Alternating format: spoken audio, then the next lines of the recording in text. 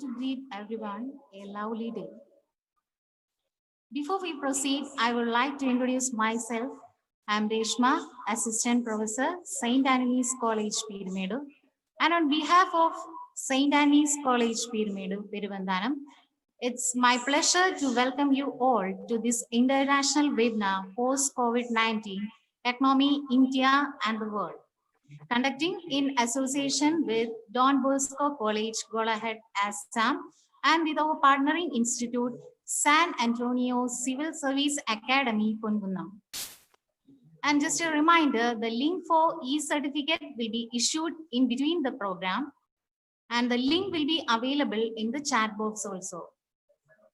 And to begin this webinar, we are pleased to have Reverend Dr. Antony Nirappel, a man of distinct vision, an ideal of knowledge and experience and inspiration to all of us. I invite Reverend Dr. Antony Nirappel, Director, St. Antony's College, Peerumade, to deliver the welcome speech. Father, please.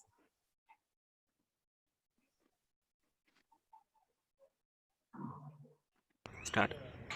Good morning and welcome to the international webinar on post-COVID-19 economy, India and the world, organized by the Department of Commerce, St.Antony'S College, Peerumade, Peruvanthanam, Idukki District. St.Antony'S College, Peruvanthanam is affiliated to the MG University, Kottayam. It was established in the year 2013. And our college is an index of aspirations of the educationally backward sections of the society. The infrastructure and the facilities available in the campus are the best. The college has 8 UG and 1 PG program. Even in the infant stage, we could achieve a rank in the MG University examination. We are on the journey to touch the pinnacle of success. Our college conducts this international webinar in association with the DonBoscoCollege, Golaghat, Assam, and the partnering institute of St.Antony'S Civil Service Academy, Ponkunnam. With immense pleasure, I welcome to our resource person, Mr.Vivek A.B, Assistant Professor, School of Distance Education, Calicut University. The great pride I welcome from Dr. Jose Paleli, Principal, DonBoscoCollege, Golaghat, who has joined us in our international webinar on RAF and NAC accreditation on 19th July 2020. I am so happy to welcome our Principal, Professor Renji Mathew, H.O.D Ratheesh PR, the conveners, the staff, the students, and all the participants in this enlightening webinar. Thank you all for attending this webinar. May God bless you all.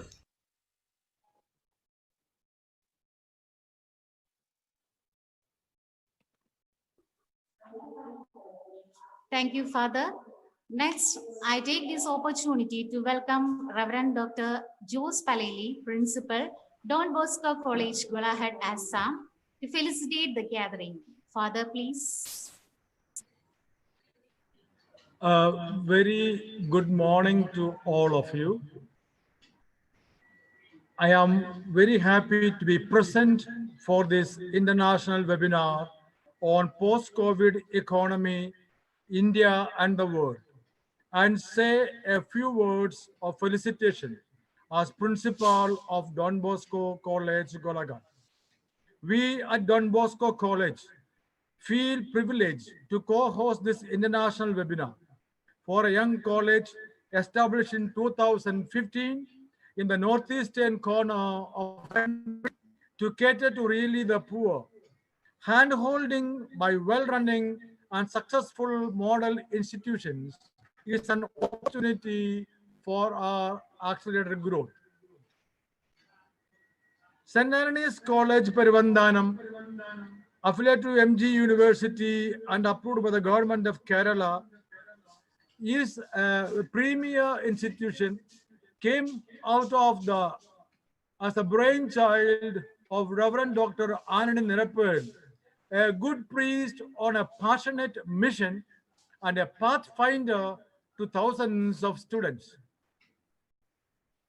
With such a personality as the founding director, the institutions are bound to grow at a galloping race, moving steadily to reach the summit of excellence. The mission of the college to provide innovative educational environments and opportunities, surrounded by a leafy paradise and early morning fall looming there, attracts the infrastructure and facilities of the campus. It houses academic and administrative space comprising of departments of commerce, management, literature, and computer application. The All India Civil Service Academy, Ponkunnam, is a joint venture of St.Antony's group of colleges and ALS New Delhi. Alternative Learning System, or ALS, is India's premier institution established with the sole aim to initiate, enable, and empower individuals to grow up to be extraordinary civil service servants. The St.Antony's group of colleges have offered IAS, IPS, IRS, IFS, and such similar courses in this institution, Ponkunnam.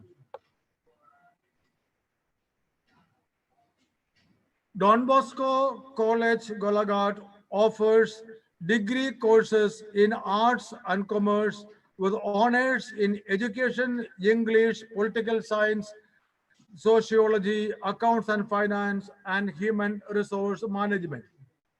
The college caters to students from northeastern states of Assam, Arunachal Pradesh, Nagaland, Manipur, and Mizoram, and from outside the northeastern region. The college has over 36 different language and ethnic groups building together a DonBosco family. The college provides a variety of scholarships and helps students to access all eligible scholarships from different government and governmental agencies. It has a partnership with Christ University, Marian College, Kuttikanam, Mumbai, to enhance the learning experiences of our students. I wish to show you a short clip of our location, as many of you are not familiar with DonBosco, Golaghat, Assam.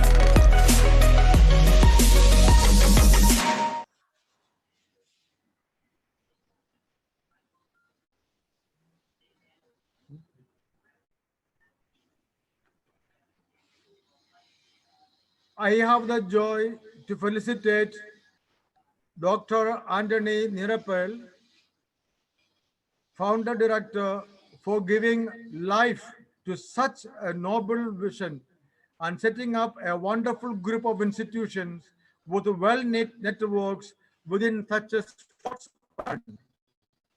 I appreciate the activity coordinator, the Commerce Department, and all the faculty and staff of the college for coming up with such relevant topic for the webinar.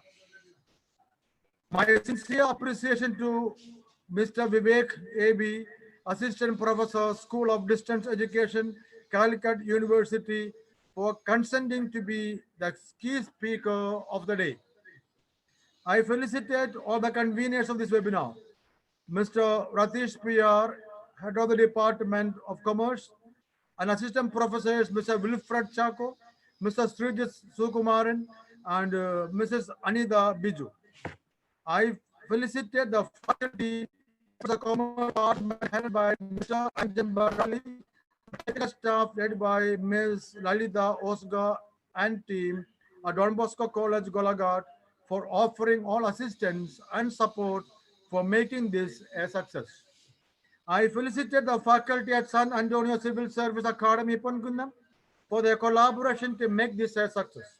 My sincere words of welcome to all the participants of this webinar, both from India and abroad, especially from Ireland. May this webinar make us more proactive to bring about a better economy both for India and abroad. Thank you and God bless. Good day. Thank you, Father, for your wonderful words and for spending your valuable time with us.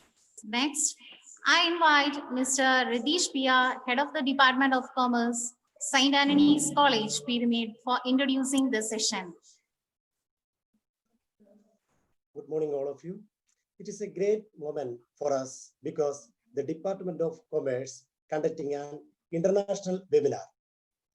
Above all, the resource person is Professor Vivek A.B.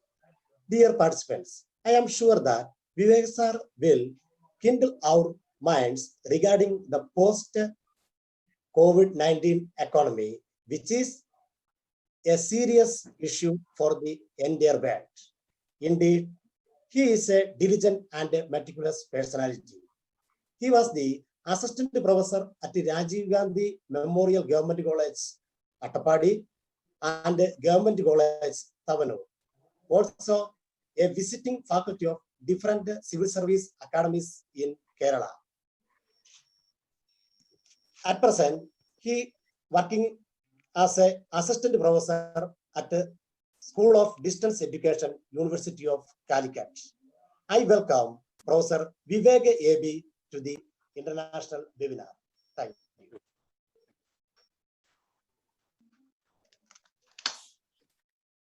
Thank you, sir. COVID-19 is a global disaster for which the world was totally unprepared.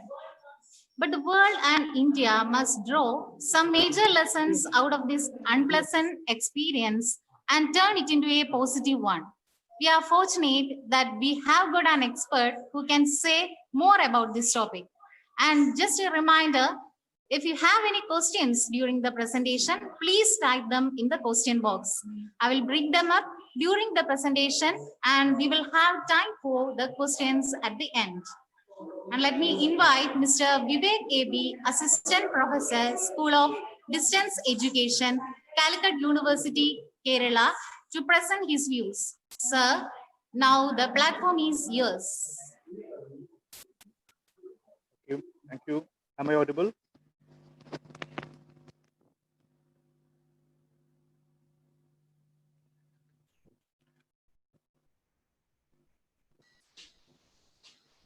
Am I audible? Yes, sir. Okay, thank you. Okay. So I thank you all for having me here. I'm really happy to be here. And first of all, I would like to thank Reverend Father Dr. Antony Nirappel, who is the director of St.Antony'S College, and also the principal of DonBoscoCollege, Assam, Father Jose Pale, and then Mr. Ratheesh PR, who is the H.O.D Department of Commerce, and all other teachers and assistant professors who are associated with this webinar.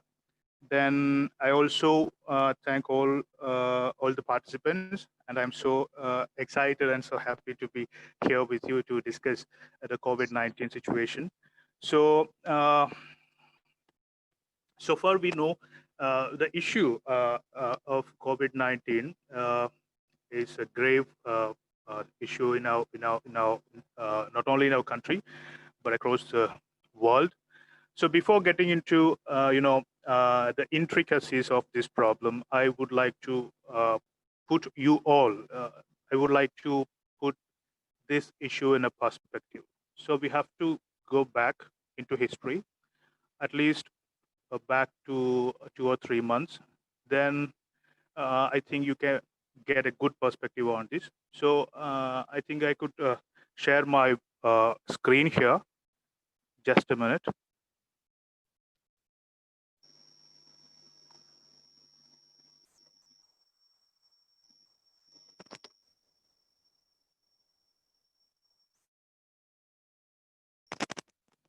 Okay. Okay, I hope you can see the screen. Okay. So first of all, we will discuss the spread of COVID-19.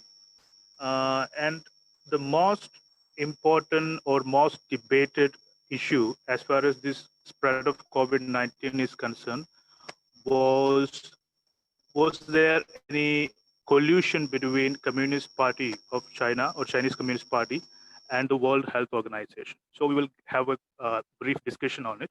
And I have given a timeline. I think you can see it, a timeline of the COVID spread. And in 2019, December 31st, that was the day when the World Health Organization alerted about a kind of a pneumonia of unknown source that was reported to World Health Organization's China office, and that place of origin or the affected area was the city of Wuhan in the Hubei province of People's Republic of China. Then in January 10th, 2020, World Health Organization issued first guidance for novel coronavirus, and 13th of the same month, January, first case of coronavirus outside China was reported, and that was in Thailand. On the 21st, World Health Organization's first field visit to the affected town, that is Wuhan, occurred. And the 23rd of 2020, January 2020, first meeting of emergency committee regarding the novel coronavirus outbreak was held. And on the 28th of January, World Health Organization's DG, Director General, he met with Xi Jinping to discuss the coronavirus outbreak. Then 30th of January 2020, World Health Organization declared COVID-19 as public health emergency of international concern. So it was only declared on the 30th January 2020 as the public health emergency of international concern. Then February, on 11th February 2020, novel coronavirus was named as COVID-19. Okay, before that it had no name. People were actually calling all kinds of names like the Wuhan virus, the Chinese virus. Now it got a name as the COVID-19. And March 7th, 2020, the cases just crossed 1 lakh on 17th March 2020. Then on 11th March 2020, COVID-19 was declared as a pandemic. So that was the origin of this coronavirus. So what is the question? Whether this question stands that the Chinese Communist Party and the World Health Organization had some kind of an understanding between them to cover up this spread, because there was some earlier alert about the spread of coronavirus from a country known as Taiwan. So Taiwan has some issues with China and of course with World Health Organization. China claims that Taiwan is a Chinese territory. So the Chinese people have, sorry, not the Chinese people, but the Communist Party of China has an, as an ideology, as a vision of one China policy. One China policy includes Taiwan. It includes many other areas. Even I think sometimes they include our Arunachal Pradesh, our Ladakh, such areas into one China policy. And Tibet became part of one China policy in 1959. We all know about that. Dalai Lama, who had to flood Tibet for India. So this one China policy has an issue with Taiwan. So China claims Taiwan is part of its territory. So it always, whenever it represents itself in any international fora, in any international organization, they will always say that all other countries should not recognize Taiwan because Taiwan is a part of our territory. So Taiwan is actually effectively fighting back Chinese hegemony for many years. So Taiwan was the first country to alert World Health Organization in 2019, not in 2020. Okay, in 2019, around in December 2019, they sent an email to World Health Organization saying that, okay, we have an issue here, okay, a grave issue. There is a virus which causes acute pneumonia. And the problem with this virus is that it can transmit from human to human. And till in 2019, and maybe in 2020 February, up to 2020 February, the World Health Organization was not aware of the situation. The situation means the gravity of the situation, that it could transmit from human to human. They were always saying that, okay, it came from a wet market in Wuhan in Hubei province of People's Republic of China, so you don't need to worry about it. It's a kind of a small thing. They literally played it down. That was the case with World Health Organization. So Taiwan came out in open and they said that, okay, this is what we had done. We had already alerted the World Health Organization about the gravity of the situation, that this thing, this virus could transmit from human to human. So we had already done that. So World Health Organization denies that. Okay, even today, it has no acknowledgement. It has not even issued any kind of acknowledgement that it had received an email from Taiwan.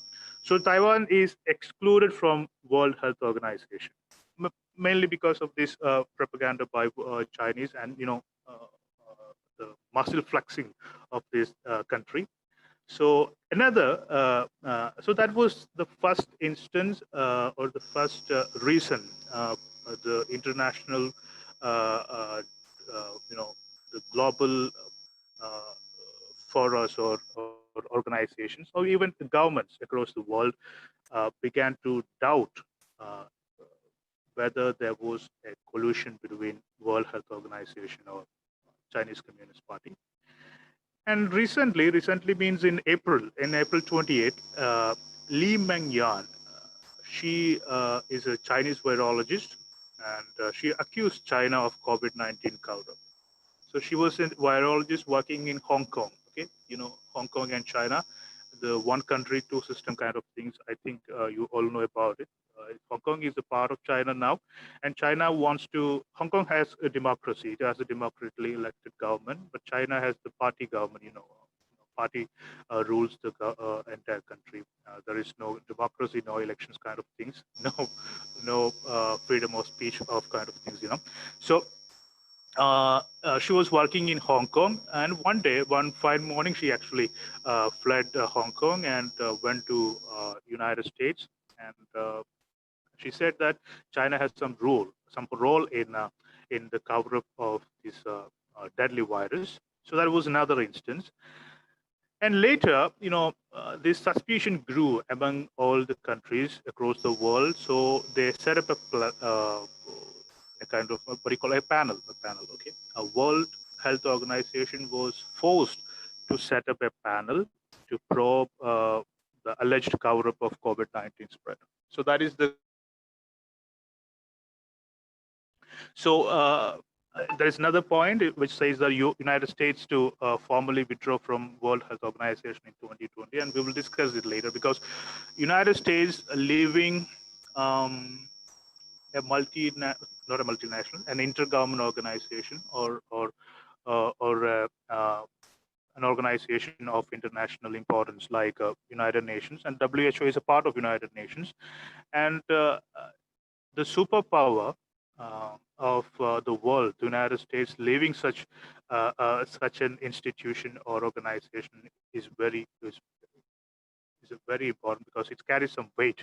We will discuss it. So it's going to happen in 2020. So what was my point? The point I want to make is that there is still some suspicion left. Okay, as far as this World Health Organization and the Chinese Communist Party.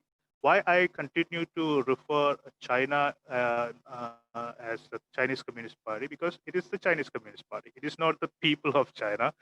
Just like in India, if you have a policy matter, if you have a decision taken by or being taken by the government, the people of India has a major role through their representatives in the legislation. But in China, they have no role, they have no right, they have no, they're just living there. Even though they have a great and amazing economic development happening for the last 2 or 3 decades, they are nowhere near, human dignity or freedom of expression kind of things. So there is nothing in China a democracy offers.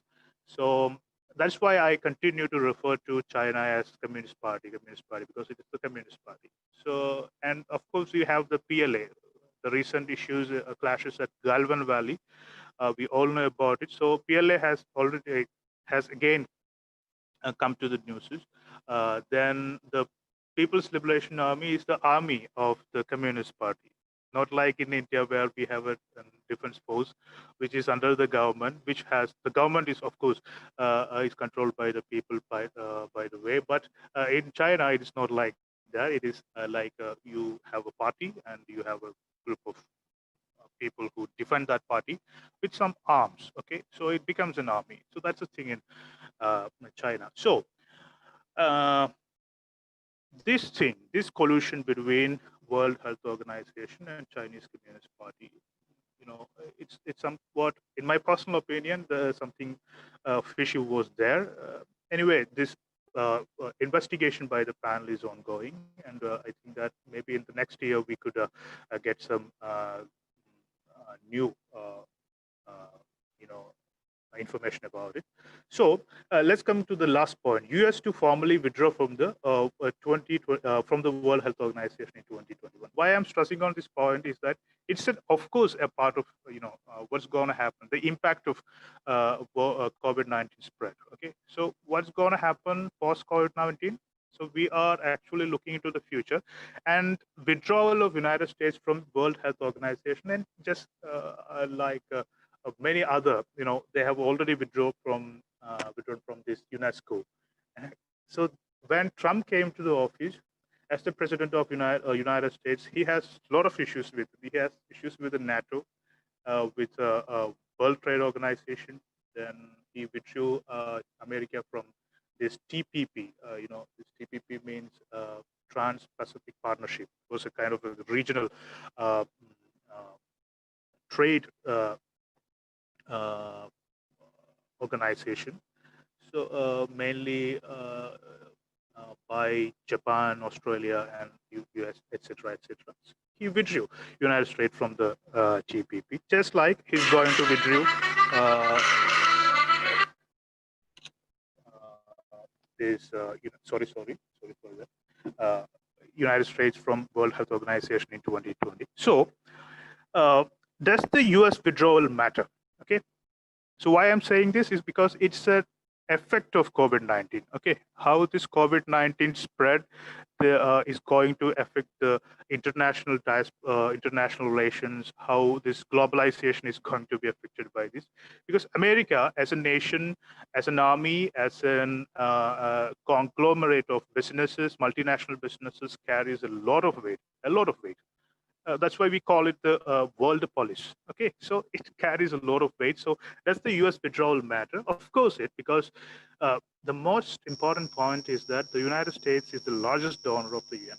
Okay, the largest donor of United Nations organizations. Okay, it's a cluster of a number of organizations. So that's very important. And if you look at the numbers of its contribution, the mandatory contribution that comes from United States is 28% of the total UN budget. That means that what is this mandatory contribution? Mandatory contribution means that if you want to join United Nations, you are supposed to give a fee, just like our clubs kind of things. You have to a kind of a membership fee. You have to give it. Every country has to pay that fee, and that amount, which should be paid by a particular country, is arrived at using some complex definition. I don't know anybody could understand that definition. Just like we have some definitions in our country. When the center-state relations, when we discuss the center-state relations, there is a devolution kind of thing. How much fund should be given by the central government to the state government? So there is a complex, what do you call it? A complex equation. We also had a complex equation to find the BPL, below poverty line people, and the APL people. Just like there is a very, I'm just talking. So there is a very complex formula. They use this very complex formula and just arrives at a particular number, saying that okay, you should give this amount as the mandatory contribution. So it comes to the mandatory contribution. It forms 28% of the mandatory contribution budget, okay, of this United Nations. And if you look at the other fundings, means voluntary kind of funding that you give to FAO, Food and Agriculture Organization kind of things, it comes under the other kind of fundings, and 22% comes from the United States. So that is the weight of United States. So this withdrawal of United States from WHO is going to formally happen in 2021. Okay, then they are going to withdraw from other, multinational or intergovernmental organizations. And the Trump has an issue with NATO. He says that the NATO is actually milking the United States. Other members have to contribute at par with the United States, kind of things. So it's going to happen. So the spread of COVID-19 and the alleged collusion between the Chinese Communist Party and the World Health Organization has made a big problem. A big problem in the sense that the post-COVID world is going to be something different. The existing world order that we had before the COVID-19 spread is no more. That's what I'm saying. It's under a great transformation. So we will have a transformed world order after COVID-19. Okay. So let's come to the point. Okay, this is our topic. So I just want to give a perspective. Okay, I just want to put our subject into perspective now. So now I hope that you got this context of the situation we are discussing here. So we have a grave situation. Okay, everyone means everyone who joining this webinar, everyone you see around, everyone we see, every person on earth is now impacted, is now affected by this spread, COVID-19. So how it affects the world economy? Sure, it's going to affect the world economy, each and every individual economy, each and every person on earth. So I have given some important points, only the important points. So impact on world economy. So the first one, there is a possibility of a prolonged global recession. Okay, a prolonged global recession. And this prolonged global recession means the latest recession we had was in 2008. Another Great Depression was in 1930. So in 1930 we had a Great Depression. The world has a Great Depression. It was just after the First World War. the intervening period between the two wars, the First World War and the Second World War. So this global recession in 1930, it entirely collapsed the world economies, and we had some great economists who came up with an idea to increase the government spend. They asked the governments to spend more and spend more and spend more. By spending more, people will spending in the sense that you have to understand the quality of spending. You are spending, you are actually pumping more money into it. You can print, of course, you can print more currency. You are supposed to pump that money into the economy. People will use it. People will get employment.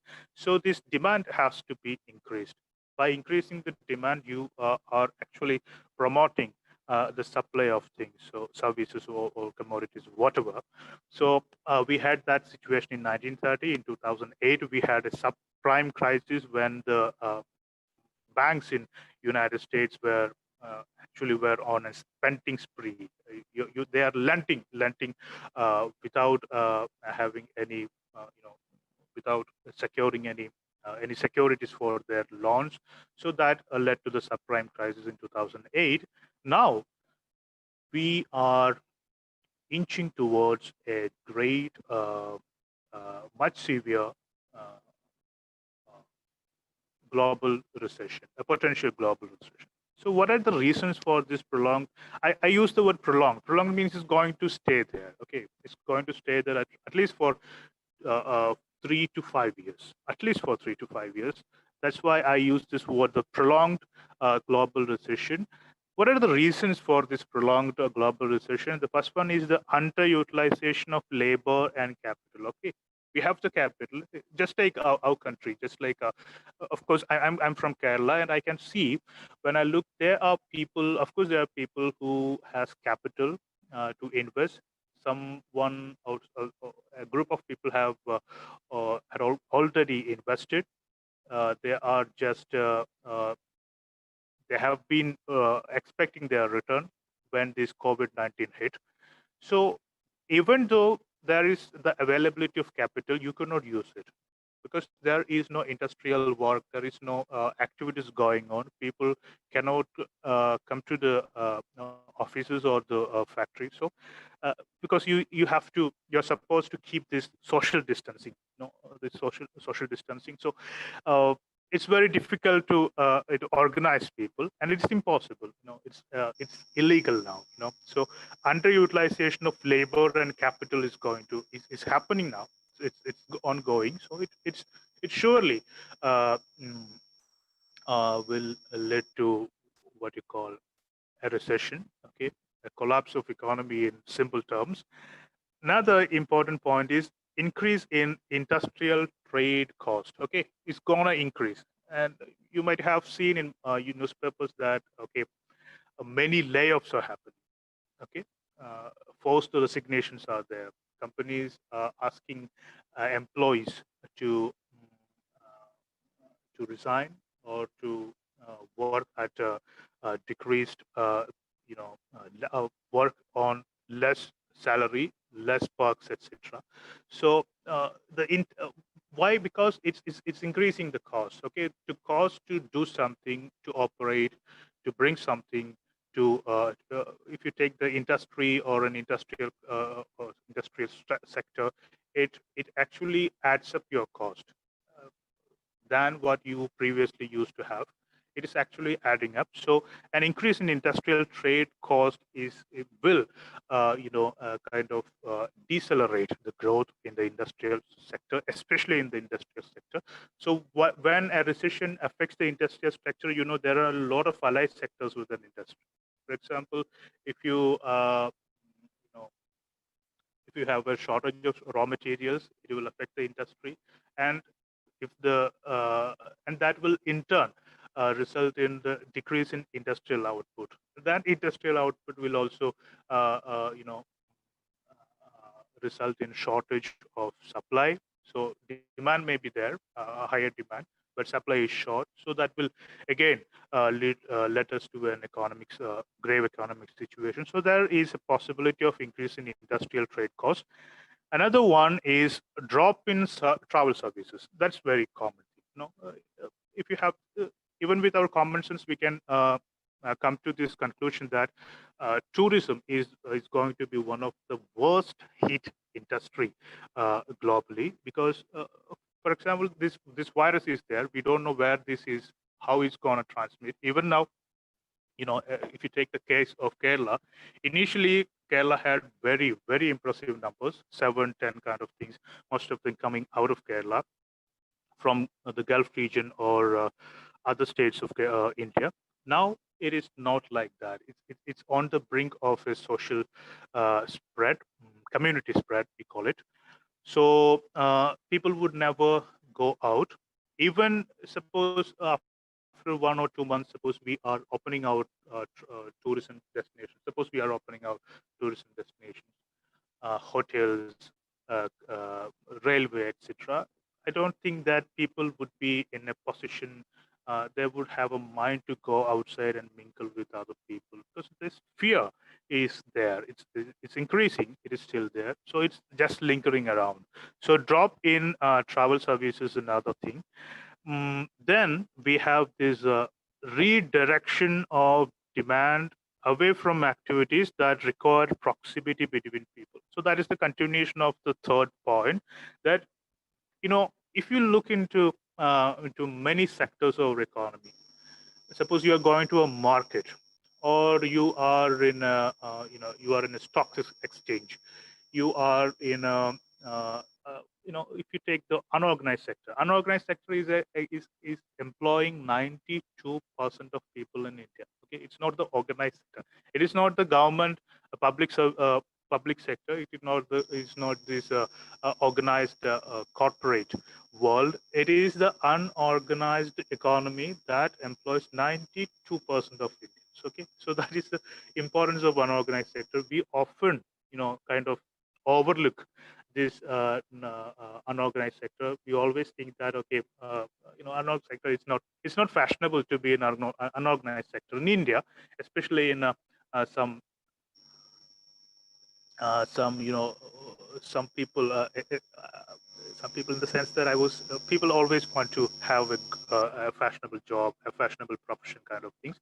They don't mind whether it could generate enough revenue, enough income. They just want to be to show off it. So that is not the thing.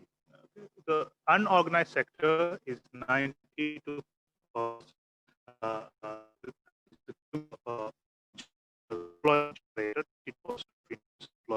organized sector. So if you look at such markets, if you go there, you need a proximity of people. You need human to human interaction. So it's not going to happen any time in the near future. Okay, so anything that demanded human proximity, anything that demanded human to human interaction at a very close level is going to be on the back burner for some time.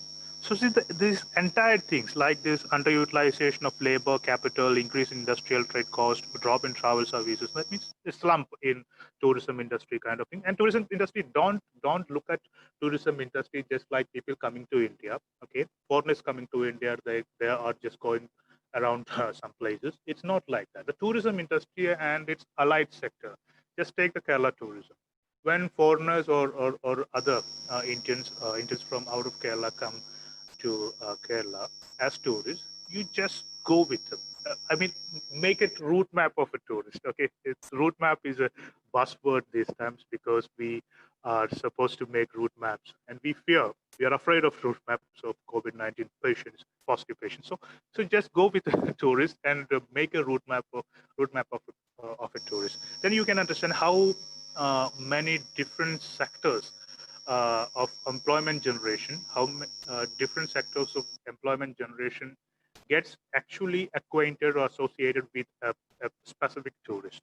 Okay, so that's the reach of tourism. So tourism is a very important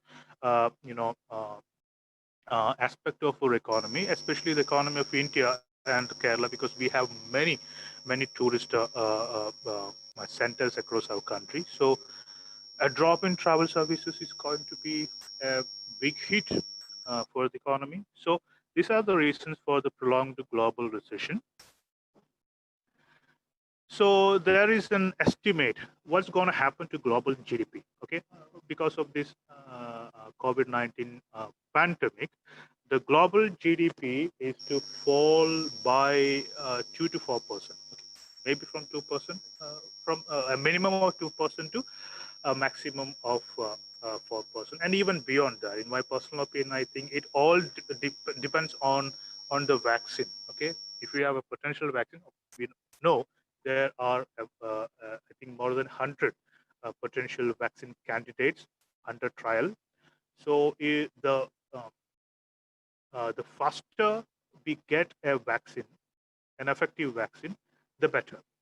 So all these vaccine kind of things is directly associated this global GDP. Okay, so the faster you get a potential vaccine or a useful vaccine or effective vaccine is going to be a good thing. Otherwise, we cannot actually estimate the depth or the how it's going to happen, how it's going to be after 1 year or 2 years, as far as this GDP is concerned. So about the developing countries like India, it may be around 2.5%. It's a rough estimate, 2.5% decrease in the existing GDP growth rate.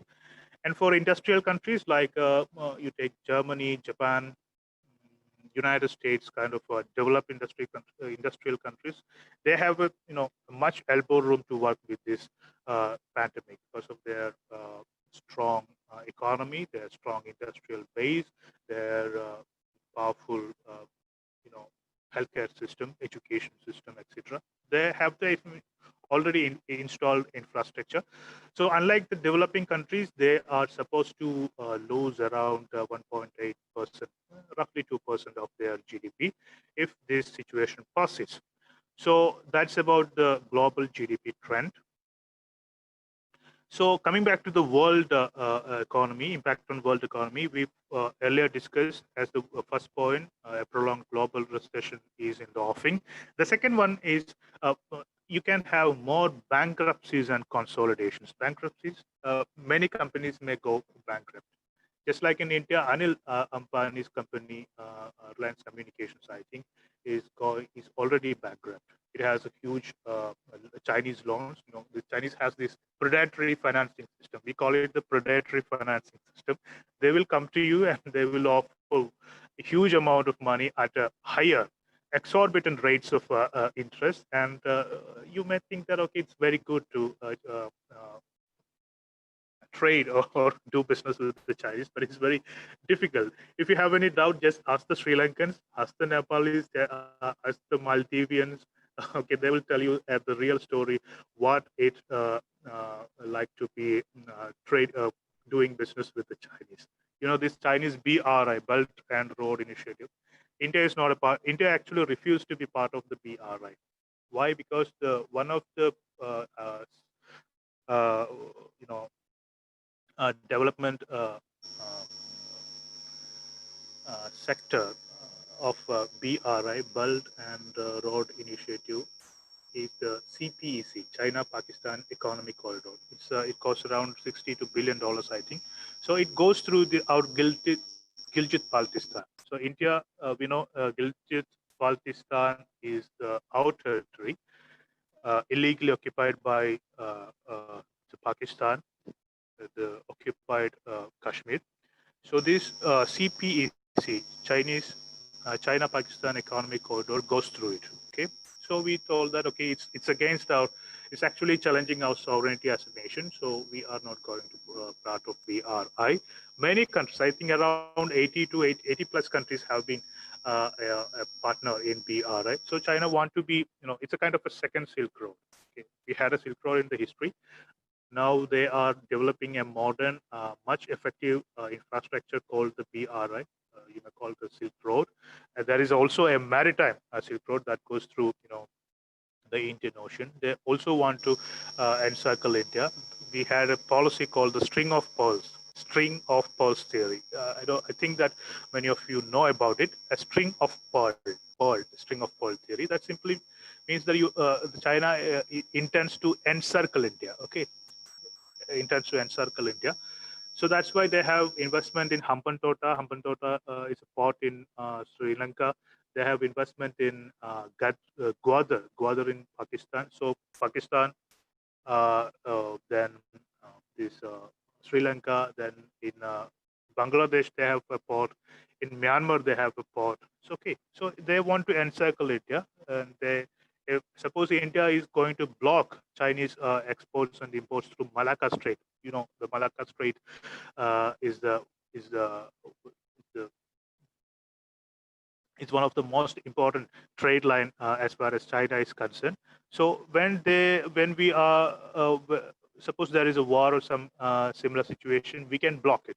Okay, that's why China want to actually bypass that trade route using this China-Pakistan economic corridor. It connects China through this Gilgit Baltistan to Karachi. Karachi, you know that it sits on the Arabian Sea. Okay, so that's it. So coming back to our yes, we were discussing about the bankruptcies. More and more companies will find it very difficult to raise capital, raise other finances. They would find situations very severe that they cannot refinance or finance their own debts. So more bankruptcies and consolidations. Okay, consolidation in the sense that okay, we had a consolidation in India, like in the case of Idea and Vodafone. Why? Because there was Jio. So Jio became the market leader within 1.5 within 2 years, I think. And they had no other way but to consolidate. So they merged, like Idea Vodafone. Now we have the Idea Vodafone. So that's another possible impact of COVID-19 on world economy. Then comes the industries are supposed to fail and some are to recover. Okay, some industries are going to fail. Okay, no doubt. So, for example, the automobile. In April, there was zero automobiles were sold in India. Okay, in 2020 April, uh, the number of vehicles sold in India was zero. So that was the impact. But now it is recovering from it. So some industries may simply collapse. Some may recover. It depends on the behavior. It depends on which business you are in, which industry you are in. Now PPE kits, PPE kits are there, and we are we are manufacturing lakhs of PPE kits a day. So before that industry was working at a minimal level. Now it is working at a higher level. So there are some industries that can get a boost during the COVID-19. Of course, there are, just like that, there are some other industries that could collapse or break down during this time. Another grave threat of COVID-19 spread is the high unemployment. Okay, you have this high unemployment, and that's what we see. I can see it in my village. I can see that in my state and my district, my city, my locality. I can see this increasing level of unemployment.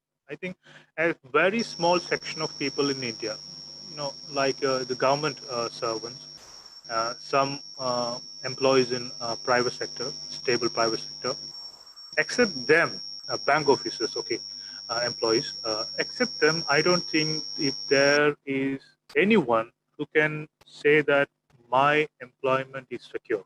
Okay, so that's the grave situation we are going through. Even though people do all kinds of things, that the most important thing about India is that our mind is very frugal. We have this frugal innovation. We bypass things. We go around things. We use all kinds of frugal ideas to go around things. So it will sustain, no problem. But currently, we are looking at a mountain of unemployment is happening. And as far as if I talk about my state, Kerala, a large portion of our youngsters are in Gulf countries. Okay, Gulf countries. So they are coming back. They are coming back, and I think by the last month, around 1 lakh of them, around 97,000 kind of things, kind of people came from, returned from the Gulf. More than 50% of the returnees lost their job in Gulf countries. I don't know how they can find an alternate here in their locality. I don't know whether they could go back after the situation improves. I don't know about it. So it is there. Everyone can see that there is a rise in unemployment. So another one is, as we discussed on a global stage, the next point is major economies are going to be weakened. Okay, major economies in the sense that if you take the United States, China, then we have India on the PPP terms, purchasing power parity terms, India, then Japan, Germany. Okay, the largest economy in Europe is Germany, then France, Indonesia. So we are going to see a major recession, fall in the GDP numbers, in production, in industrial output, in service sector. Of course, service sector is going to be one of the worst hit sector. Okay, you take the tourism, you take other, food industry, tourism kind of things.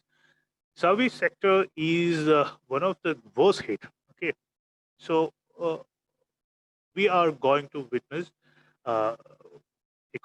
major economies weakened. Then there is going to be a prolonged supply chain disruption. Okay, supply chain disruption is there. And India's case, especially after the Galwan Valley clash between the Chinese and Indian forces, out of which we definitely came out victorious. Kudos to our army, because our army is one of the strongest and highly professional armies in the world. It is battle hard army. So after the Galwan Valley, when you look at the pharmaceutical sector, the pharmaceutical sector in India, especially the generic medicine department, is very strong. Okay, and we can say without doubt that the pharmaceutical capital of the world is India. We have many pharmaceutical companies, world-renowned companies, and the cheaper medicines that people need around the world, especially in low-income states, countries like African countries, Latin American countries, Asia, even in our neighbor Pakistan. You might have seen that Pakistan would request us to send medicines. Why? Because our medicines are really, really, really cheap compared to other multinational companies who make the same drug, patented drug. We have these generic medicines. So another important aspect that we should bear in our mind is that around 60 to 70% of raw materials for our pharmaceuticals are imported from China. Okay, so when we have a supply chain disruption, so this entire thing, we have the raw materials in China, it's being imported to India. We manufacture medicines here. We sell those medicines at very cheap rate in Africa, Latin American countries, across the world. So that is the supply chain. Okay, that's the supply chain. Value addition happens at different levels. So when this supply chain gets disrupted, it's very difficult. So in the case of pharmaceuticals, what you see is that 70% of our raw materials comes from China. Okay, and we are now contemplating on cutting export and import relationship with China, and that's a good thing, and we will come to it later. So there is going to have a prolonged supply chain disruption. That is an impact on world economy. Another one is collapse of emerging market. Emerging markets, India is an emerging market. Bangladesh is an emerging market. South Africa, this country is actually emerging. I don't know where they are headed, but of course we can put them in emerging markets. Russia, some kind of somewhat emerging kind of things, and Brazil was a potential candidate. Okay, so these emerging markets will see great collapses because their infrastructure is minimal, not optimal. Okay, they are simultaneously building their infrastructure, their supply chains, their allied sector, etc. At the same time, they are competing in the world market. So such emerging markets, you can roughly call them developing economies, would uh, face greater challenges than the uh, you know developed countries. So that is another threat posed by the COVID-19 spread. Then we have sharp increase in global inflation. Okay, inflation is a byproduct of these things. If you look in America, in some Western European countries, what really happened is that they need a lot of money. Of course, if you take the case of United States, the government wanted to give each and every citizen of that country money. Okay, direct transfer of money. We have direct transfer of money in our country. We call it DTB, like a direct transfer of benefits. Like that, we transfer to the PM Kisan account holders. Then we transfer this subsidy for LPG gas cylinders. Okay, so in US, what they did, or in Western countries, what they did, they have been printing more and more currencies. Okay? You can print currencies. That's a very simple question, and it has a very simple answer. If government want people to spend more, okay, especially in a situation like this COVID-19 situation, the government want people to spend more. People to spend more means that the consumption should increase. In order to increase the consumption, people should have liquidity. They must have money with them, but there are no employment. They cannot go outside because of this pandemic. They cannot go outside, but they need money. So what's the most important, the easiest thing? Print money. Just print money and put that money into the accounts of people. Is that possible? Of course that's possible. Of course that's possible. But this byproduct of the situation is inflation. The value of money will decrease, and that will end up in rising inflation. Is inflation bad? Inflation is not bad. Inflation is not bad. When you contain it at a certain level, certain range, it's not bad. But when it gets out of bound, it's really bad. So in Western countries, what they do is they are printing money, and they're printing and putting this money in the bank accounts. But in India, we are not doing that. We are actually using the people's money, and we are giving credit, like this these monetary packages declared after the spread of COVID-19 by the finance minister. Then we have this Atmanirbhar package. Okay, this Atmanirbhar package, this entire thing, like giving credit to people. The base of all these interventions, economic interventions, monetary policies, is to give people money, not free. Okay, you are not printing money and giving it to people. You are actually telling the people, okay, we will give you 1 lakh or 5 lakh. We will support you at minimal interest. Okay, 2% interest, 3% interest, but you have to give that money back. And if you are a good boy or a good girl, and your account books are clean, and you have no default on your repayment, okay, we will give you subvention. Okay, don't pay the interest. Okay, we are giving you subsidies. So that is the process of policies we are following in India, but in other countries it's not like that. Why? Because our Reserve Bank of India is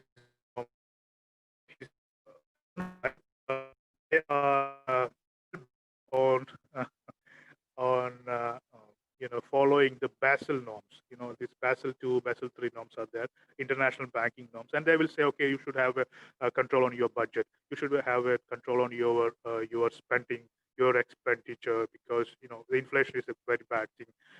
So it should not go beyond 3%, 4%, 5% kind of thing.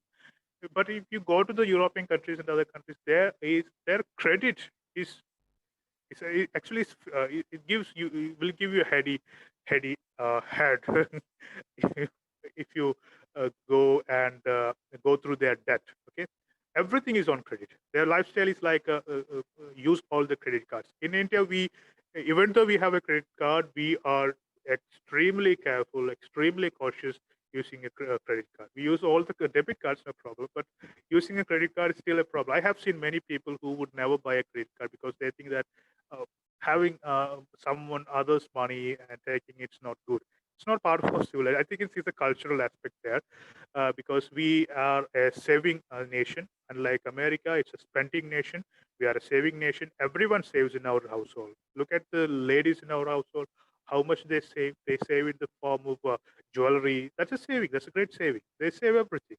So there is a cultural aspect for it. That's the same in Japan. In Japan, you see, they have this mentality of saving. In Japan, when you put in your savings bank account, you have to pay interest to the bank to keep your money. That is not the case in India. We get savings interest on our savings bank account. So that's not the case in Japan. So coming back to our point, so there is a possibility of sharp increase in global inflation. Then another important point is lower FDI. FDI means foreign direct investment. India has been one of the brightest spot of FDI inflow. So why this FDI? FDI simply means a company or an entity of a foreign origin comes to our country and invests in our country. Okay, they start a plant, just like we have a Samsung plant in UP, or we had a plant, Nokia plant in Chennai, in history, not now. So FDI flows may get disrupted because in the destination countries, not in the destination countries, the countries of origin may be going through these kinds of many financial issues, like they may have a shortage of funding. This COVID-19 pandemic is there. So the FDI may get affected by this. So as far as India is concerned, we are actually getting FDIs. For example, more and more investments are coming to India. Many companies like Apple, then Foxconn, and many other countries who are living or are just thinking about leaving China are coming to India. Many have went to Vietnam. I think it's because of our policy redundancy that is inbuilt in our bureaucracy. Bureaucracy is a big problem for Indians, Indian economy. So many have already went to Vietnam, but some are coming to India. We are trying everything best to attract them to India. So Google announced some investment in India yesterday, I think, with Geo. So that are welcome signs, I think. So lower FDI globally, globally, lower FDI is going to be a norm in the near future. Then next point is less retirement or pension savings. It actually affects the social behavior of our people, because pensions and retirement is a period when you are retired from the job. You are not an active wealth generator kind of something. You are not working. You are retired. So at that time, you are supposed to sorry.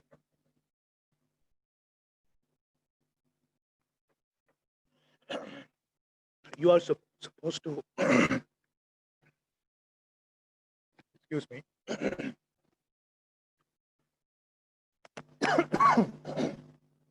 Okay. So after retirement, you are supposed to get pension, that you have invested earlier.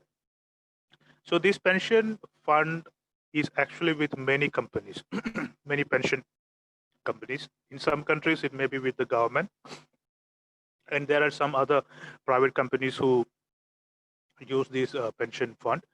So the government, suppose the government and other companies may use this pension funding for some other income generating activities.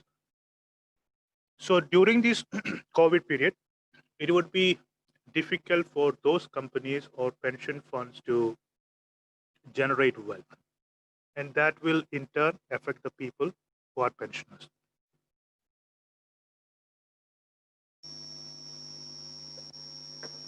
Okay.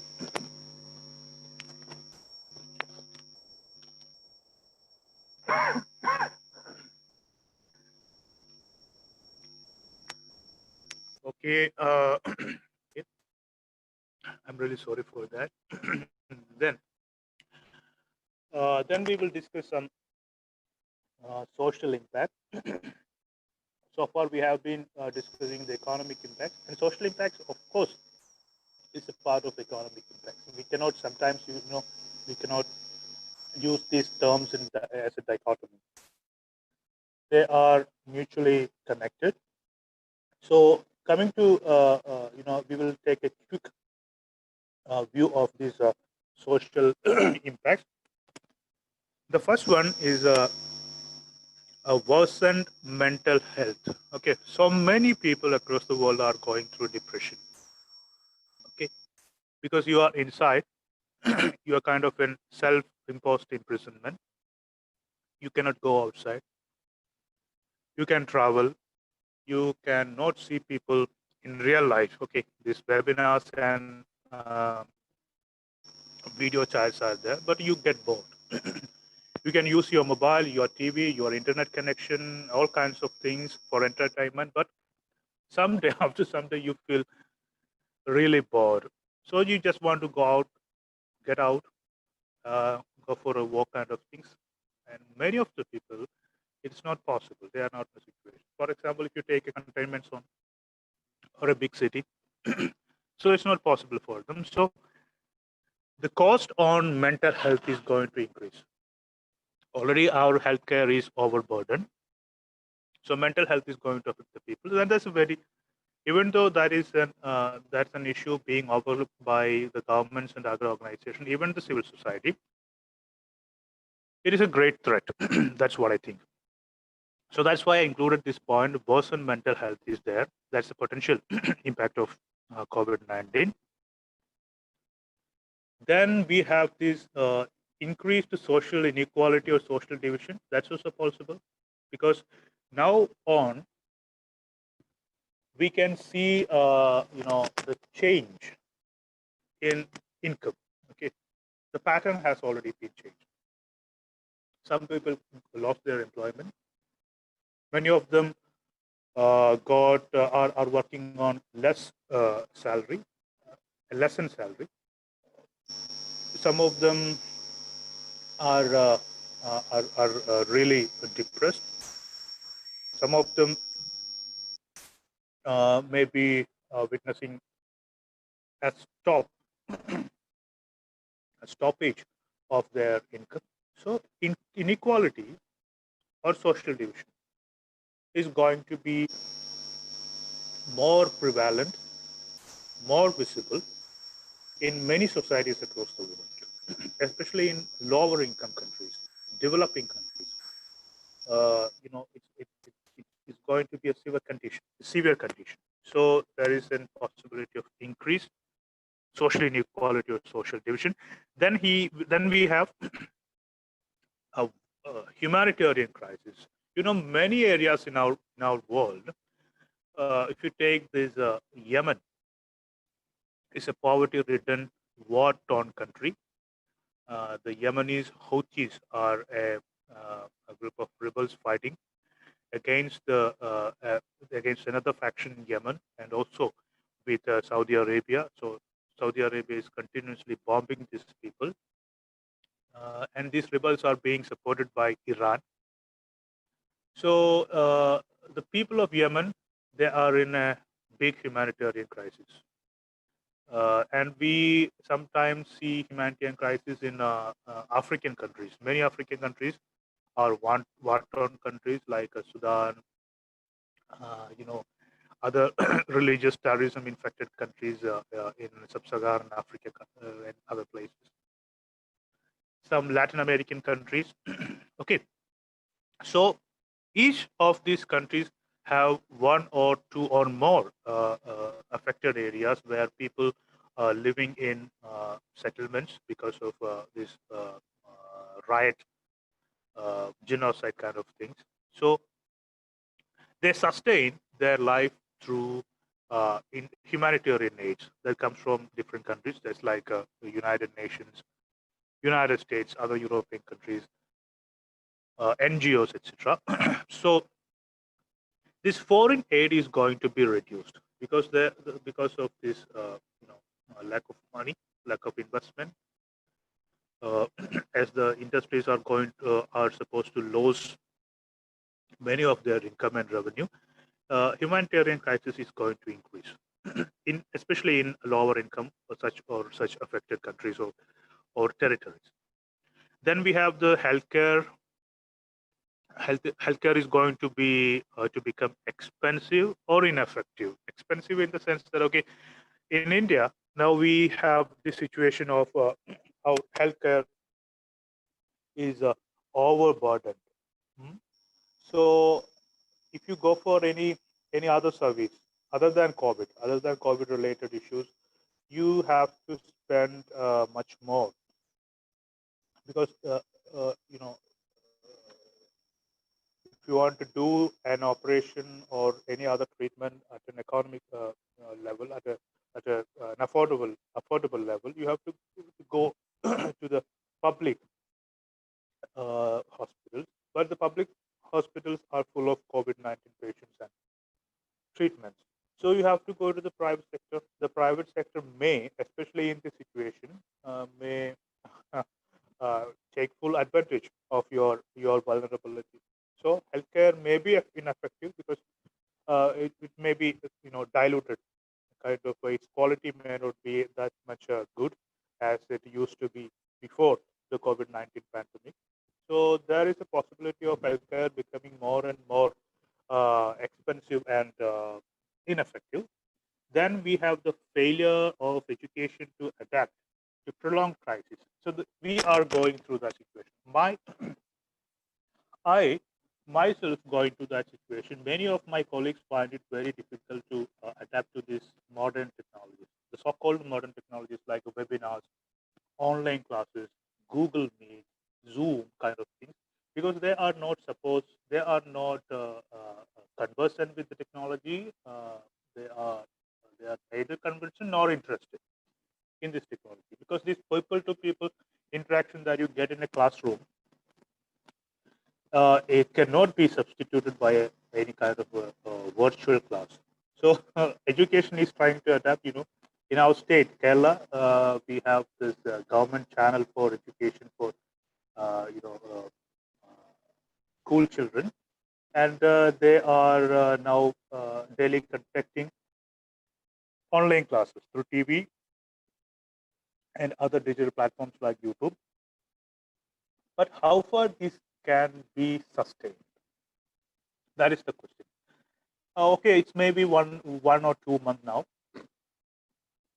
and we are making more and more online classes. Here in my university, we are preparing online classes. We haven't seen a student for since the lockdown that came to an effect. So there is a problem with that. Even though we are continuously in contact with our students via mobile phone and other digital platforms, it is nothing like the real life interaction. So that kind of an interaction that happens in a real classroom is not going to happen with this. So many students and teachers as well find it very difficult, very boring. That's the crux of the point. It's very boring. It's not like you are sitting in a good teacher's classroom and enjoying his or her class. It's entirely different. So, and of course, there are there is a concept about it's called digital divide. Digital divide means not all are wealthy enough or are in a position to access digital content through mobile phones or any other gadgets because they lack financial stability, financial capacity to buy them a good broadband connection, a data connection kind of thing. So it's a big problem. People, students, especially students coming from such backgrounds, find it very discriminatory, and they they could even go to the extreme step of committing suicide. And there are cases of many such suicides in my state. So that's the problem. So how far education can cope up with this? Okay, we are trying our level best. Teachers and students are trying our level best, but it's still a doubtful scenario. Then abrupt technology adoption. Okay, that's a continuation of the point 5. Abrupt technology adoption means that okay, we are abruptly adopting technologies. Okay, uh, suppose for example, till January 2020, okay, we are using normal methods. We are conducting classes, projects, assignments, kind of things. We are interacting directly with the students. They are coming. We have this organization, this socializing kind of interaction, etc. So that was very positive, very warm interaction. You see. So what happens with this pandemic coming to our society? What really happened? We had a sudden adoption of new technology. So teachers are told to conduct online classes. Students are told to watch online classes, online tests, online examination, all kinds of things. Okay, you have to use a particular app. I'm talking about the Arogya Setu app. Okay, that's a new thing. It's coming to your land phone. It gives you all the information and vital information about the COVID-19 spread globally, nationally, and even in your locality. It has provision for e-pass, issuance of electronic pass kind of thing. So everything happens digitally using a new technology, and that happens suddenly, very suddenly, and not many people. I don't think that all can get into that. Even youngsters, I don't think they could cope up with this new intervention, sudden, abrupt intervention of technology. So that is a social impact. Then, okay, failure in investment in climate strategies. That's the thing. Okay, we overlook. We tend to overlook on the climate, even though 1 or 2 months continuous shutdown has given much a lease of life for our climate because our human activities were at a very low level. Even though we don't, the climate change, the global warming, and other kind of pollution kind of things gets lesser concentration, lesser concern during this time. So that's another possibility. And even this Paris climate agreement, Trump withdrew from this Paris climate agreement, and India is an active partner. France is another active partner. Even though when US withdraws, I have told you what is the impact is going to happen, what the impact is to be when a country like US withdraws from it. So climate strategies are going to get lesser involvement of governments and other policy makers. That's a possibility. Okay. So decline in global decarbonization efforts. Okay, that's a continuation of. We have been working very well. Just before the COVID-19 pandemic, we have been working very well. Many countries across the world have been working vigorously to contain this carbon. They were really concerned about the carbon emissions. We were talking about solar cells, wind energy, then electric cars, etc. kind of things. So suddenly it all had gone. So there is a possibility of such things being sidelined by the governments and the policymakers. Then Of course, we had discussed this point earlier, and that is more restricted travel or trade movement. Okay, tourism kind of things may be restricted, and that is happening now. Okay, it's not a possibility; it is now a reality. So now we comes to a question, a very important question: what happens to globalization and the Western liberal order? So, what is this globalization? We all know that we are living in a globalized world, and this globalized world has uh,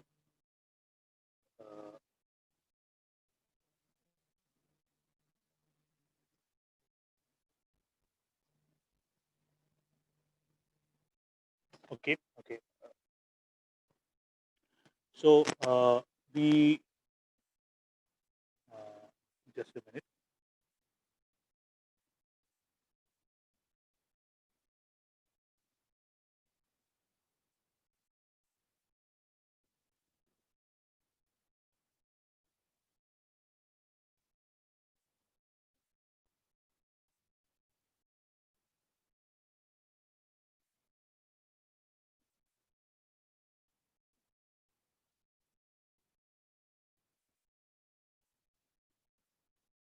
Okay, I think you can see me still. I got a disruption here. Just wait. Just wait.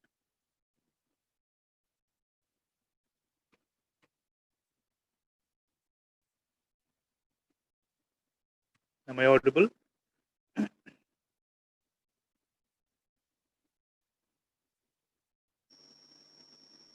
Yes, sir, it's audible.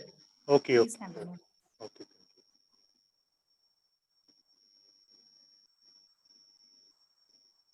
Okay. So our recent question is how this globalization is going to be affected by COVID-19. It's going to be affected by COVID-19 because you see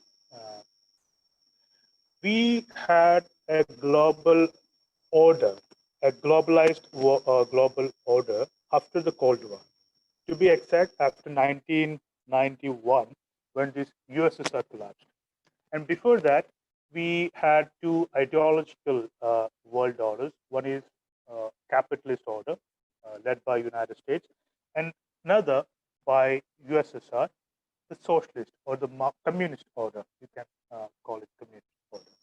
So, uh,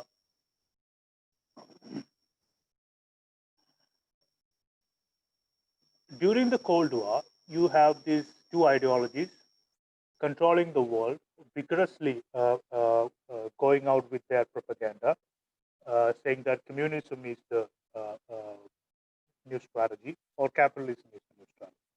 So even you go a bit back into the history, for at least 200 to 300 years, we had this colonialism. Okay, this entire colonialization of world by Western powers. It went up about 300 years, at least 200 years. After that, we had this mercantile capitalism. Okay, mercantile capitalism, and people thought that okay, this mercantile capitalism is going to be the new order. That collapsed. Then we have this ideological dichotomy between these two: USSR on one side and United States on the other side, saying that okay, this world needs to be capitalized by the United States and its allies. Then we have this USSR, Russia. Currently it's it's Russia. It's collapsed into 16 countries.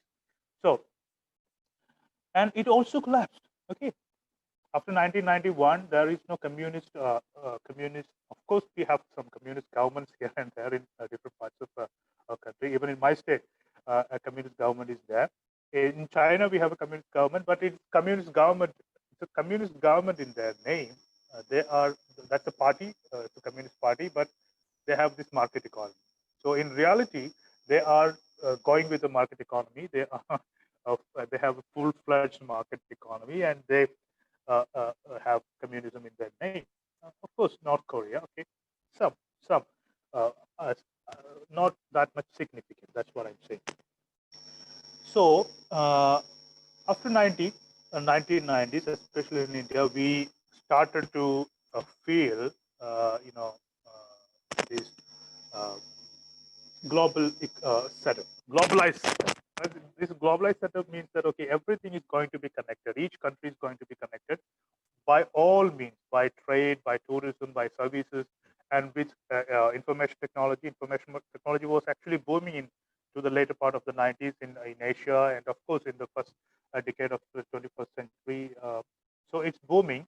So it we have more and more digital platform kind of thing. So it is becoming a global village. So all people, especially those who were the advocates of globalization, were cheering for this idea of global village. Everything being you can speak, you can do business sitting at any part of this world, and you can have your operations being done in at a remote corner at another half of the world. It's possible. Everything is possible. That was the base bedrock of globalization. We had new treaties. We brought this World Trade Organization to broker between different nations on their trade, their services, the flow of trade and currency, kind of all kind of things. It was increasingly, ever increasing connectivity between nations and countries, or all other entities like international organizations. Then we have the NGOs, all organizations, everything, people's communities, everything. So what's going to happen after COVID-19? So initially we thought, I think even I thought that globalization is going to end by this COVID-19, because there is no tourism. People are not actually traveling from one place to another place. All aircrafts are grounded. Then you see this proximity is a big problem. People to people interactions have actually turned virtual, not real. So I thought that this I have read many articles on it. Actually, I published a paper on this, just saying that this COVID-19 pandemic or the post-COVID-19 world is going to be an antithesis to globalization. That was the extreme of things, but I don't think so. Globalization is there to stay. Okay, now in this July month of 2020, I think my personal opinion is that globalization is going to stay here, but it is a different one. It's going to be a different what do you call on a different footing. Okay, you can call it a different footing in the sense that the world order is changing, especially with China. When China started its expansionist strategies by using its tentacles of predatory financing and grabbing the lands of its neighbors, intimidating small nations, then undermining the integrity of international organizations. It has made a reordering of global order. Okay, reordering of the existing global order. In that sense, China, okay, is on one part, just like the USSR. We had the USSR in the Cold War period. China is a part. It has Pakistan as an ally. North Korea may be an ally of China. Sometimes I don't know whether they will support China in a grave situation. On the other hand, other side, you have United States, you have the Western European countries, you have Japan, some African countries, then Asian countries like India, an economic powerhouse in Asia. So such a realignment of global order is happening now. So on one side, it's again coming back to this the old dichotomy, the capitalist market economy countries, where moreover I would like to use the word let's say when you say this democratic countries with the democracy, popular will, freedom of expression, fundamental rights, all these countries on one side, and authoritarian countries like China on the other side. Russia is an authoritarian country, a country in disguise, I think. So that may happen. That may also come to China. I don't think that Russia is going to support when a full-fledged war is coming between India or China or the Western allies of United States and China. I don't think that Russia would be with China, even though it has an autocratic, behavior characteristic to Russia. So globalization is to be there. That's my point. That's the point I want to make.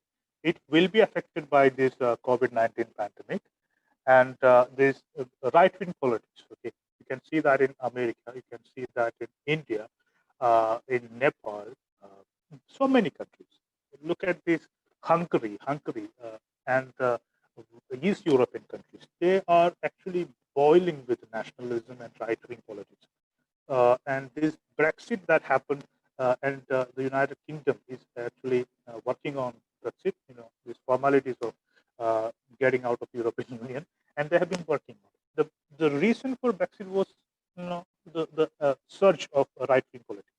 Okay, right-wing politics in India, because a section of people were told that the migrants are actually grabbing your opportunities. That's what happened in 2016 in United States. Trump was saying that we want to make America great again. In order to do that, you have to show these people their place where they belong, the migrants from Africa, Asia, and other countries. And he was very vocal about Islamic terrorism, fighting Islamic terrorism, radical Islamic terrorism around the world. So it is increasing. In India, India means 1.35 billion people. I'm not referring to a country. I'm referring to this much of a population. So that's happening in Western European countries also. In Belgium, in France, I think that in Netherlands also there is a considerable rise in right-wing politicians and politics. So this right-wing politics is actually surging in democracies. These are happening in democracies, not in autocratic countries. So these democracies are actually allying themselves as a union or an ally or a group of people, just like we have Quad, quadrilateral alliance. It's an informal alliance. United States, Japan, India, and Australia, 4 members. That's why it's called Quad. Okay, so it's rising. Its prospects are increasing amid this, Galvan issue between India and China. So I think globalization is to be there. It's going to stay, and this is a very dynamic situation. You cannot be speaking about something of this proportion, like global order and globalization, basing your arguments on something that happened 2 months ago, or 1 month ago, or even 1 week ago. So it's very highly dynamic situation. Things are actually getting changed, and change is inevitable. We all know that. So you have to come with an approach that is also dynamic. So I can simply say that I could change my opinions on it, because I would also argue that as we have the dynamic situation around, we can have dynamic about our opinions too. So that's what I think about this globalization thing. Then, okay, now let's go back to our. Okay, hope you can see this. This slide is visible. So, coming to our next topic. Okay, coming to our next topic, that is impact on Indian economy. So what's possible? We cannot, I think we the situation very, very, very severe. The government has to pump all its resources towards one point, towards the healthcare, towards the food. So the food, healthcare, shelter, all kinds of things get the priority. The highest priority. So the governments are supposed to do that. So you cannot blame. Within no time, we are mass producing it, getting it to the people. People get vaccinated, and they get that immunity, required immunity, and it's going to be wonderful. Okay, so we can reverse it. We can restart it. If anything like that happens in this year or towards the end of this year or the beginning of the next year, I can surely tell you that India is going to be one of the greatest country, recapturing its past glory not in the past glory of 1950s or 60s. I mean the past glory of 17th or 16th century. Okay, so there is a potential. All these things, in my opinion, hangs on how fast we can come up with a very effective vaccine. Okay, COVID vaccine.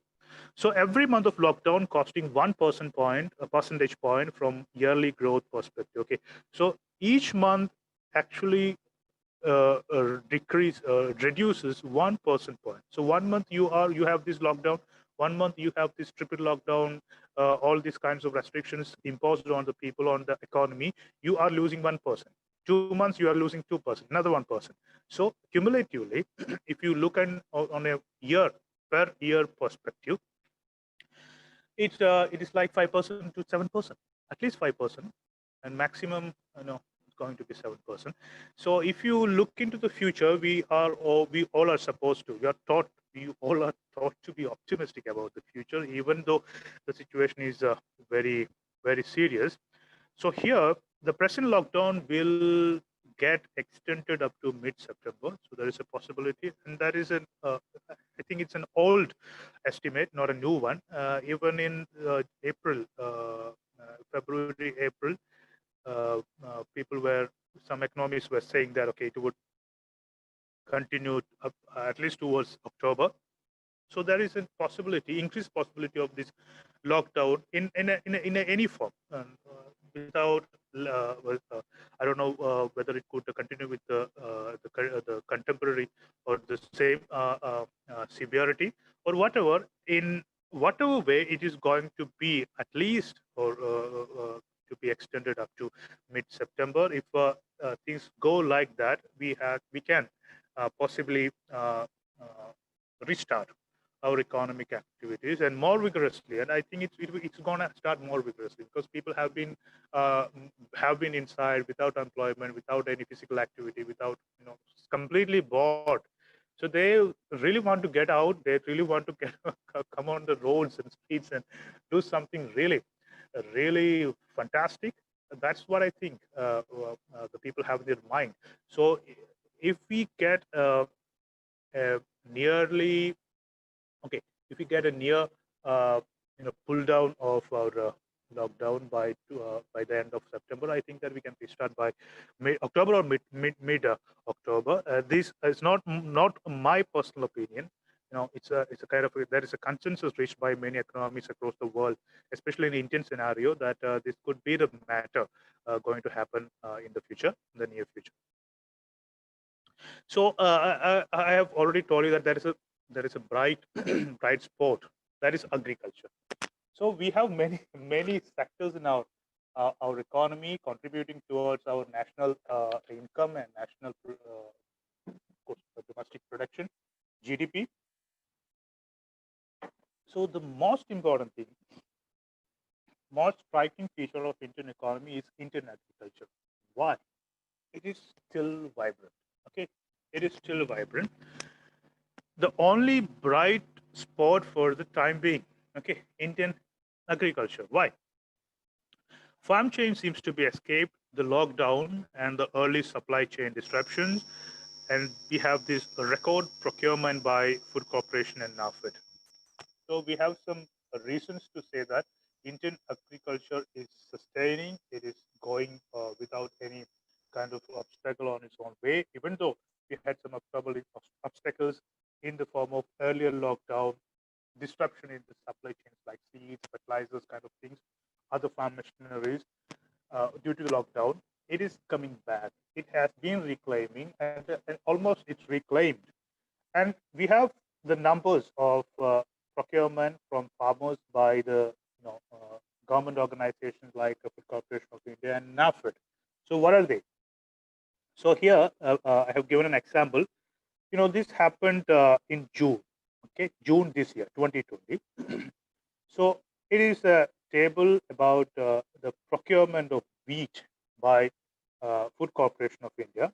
So in 2020 June, we have already, that means Food Corporation of India, it's mid-June, okay? It's not by the end of June, it's actually 15 or 16 June 2020, 37.7 metric tons of wheat has already been procured by FCI. And on the year-on-year, the last year, 2019, it was 33.9. I think the wheat procurement for this another month is also pending. That means it will come to an end by July, end of July, because it's a Rabi crop. So procurement of wheat, from this table you can see this from 33.9 to it came now to 37.7 metric tons. And another one, and the next table you can see, in the same table you can see the minimum support price. The minimum support price per quintal for wheat was 1,840 in 2019. Now we have, the federal government has increased it to 1,925. 1,925 per quintal, and that also helped the people to store and sell those their produce to the Food Corporation of India. So we, as a measure to help the farmers during the lockdown, we increased the minimum support price, and that helped. Okay, so there was record food grain production in India. Okay, amid lockdown, amid amidst of these COVID-19 lockdown, we have record output as far as the wheat production is concerned. And the next example is about the gram, okay, procured by NAFED. In 2019, 7.7 lakh tons was the procurement. In 2020 June, only it was 17. Just look at it, from 7 to 17, still remaining. Okay, it's going on. It's an ongoing process. The procurement is an ongoing process. I don't have the latest numbers. And here you can see the increase in minimum support price. The minimum support price, I think now 4,875 is the minimum support price given by the government per quintal of gram, and 4,200 is the market price. So government is increasing the minimum support price beyond the market price. So it's a help, actually extending a helping hand to the farmers. So these are two examples just to show that, okay, our agriculture sector is booming. So what are the reasons for this resilience? What are the reasons? First one is the higher MSP. We have seen that the government has been increasing the higher MSP, and these are way ahead, way above the market price, available market price. The second one is PM Kisan disbursements to over 9.5 farmers. Okay, 9.5 crore farmers, not 9.5 farmers. It is 9.5 farmers. Around 10 crore farmers has got their disbursements credited into their bank accounts. So that's the, that's very important. When you go back to this direct benefit transfer, this Aadhaar mobile phone linking, Jan Dhan Yojana, crores of zero balance accounts have been opened by across the world. So before, not across the world, across the country. And before that, we had a huge section of our population unbanked. No bank was with them. They had no idea about banking. Now they have a bank account. So these things, disbursement can be directly sent to their bank accounts without any intermediaries. Before, these intermediaries or brokers or agencies were the people who would come and loot these people. The government is spending, but the money would never get to the beneficiaries. Now the situation has changed. So this disbursements under the scheme of PM Kisan up to over 9.5 crore farmers was another reason. Fertilizer sale went up by 75% over the last year. April and May 2020. In April and May 2020, you can see 75% increase in the sale of fertilizer. That simply means that the farmers across India are preparing for a new season. Demand of seeds and pesticides have been strong in May 2020. Okay, then tractor sales have been in May, recovering from April. I have already told you that in April the automobile sector came to a halt, and it's now recovering from May. It's recovering. It's actually is increasing its sales now. There is some details from the Mahindra tractors. So in May 2020, Mahindra sold 24,000, more than 24,000 tractors. But in the same year, the last month, the preceding month, April 2020, it was around 23.5 thousand. Okay, 23,539. So it shows that the tractors are being bought by these our farmers. So any other sector, you compare agriculture sector with others, so there is a resilience, there is a fighting back happening. So Indian farmers, just like any other situation, Indian farmers are going to help our economy, at least to keep us, well nourished, at least. So these are the reasons for resilience. Now there is a very important point, that is the government has actually amended this Essential Commodities Act of 1955. So we have an Essential Commodities Act passed in 1955. The crux of this act is to discourage hoarding. So suppose there is a war, there is some other very crucial situation in our country, the government can use this Essential Commodities Act against hoarders, against sellers, against producers. Just saying that, okay, you cannot store or hoard or keep your produce, agricultural produce or whatever, beyond a certain level. The government will decide on that level, beyond a certain level, because the government is supposed to ensure that there is a supply of all these things, okay, all these products. So that was the crux, that was the use of this ECA Act. So what happened now?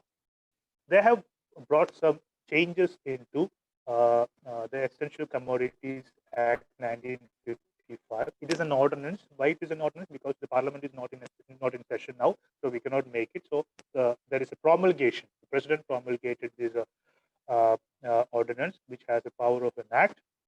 It's deemed to be passed by the Parliament. So on June 5, 2020, they did this. So what are the key takeaways of this amendment? The first one: stock limit will not apply to a processor or value chain participant of agricultural produce if stock held by such persons is less than.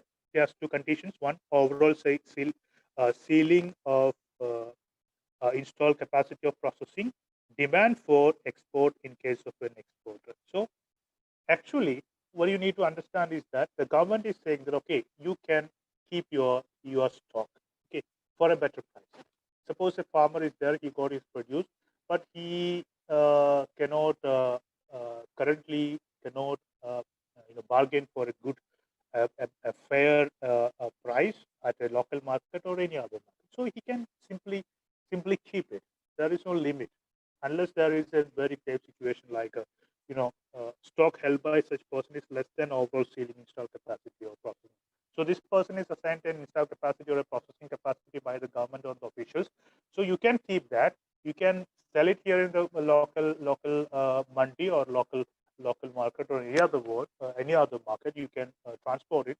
You can wait for a better price. So it is actually giving much elbow room for the farmers of India to get better price. So it of course will increase the productivity. They will get much more enthusiasm because they can make much more profit than they used to make. So this value chain participant means everyone in the value. So suppose if you are a producer, you are a farmer, you are a part of this value chain. And when your produce get processed into some other steps, on each level the value is added on your product. So you also become the part of the value chain. You are a participant. So if you are a participant, agriculture produce, value chain of agriculture produce, you can stop it.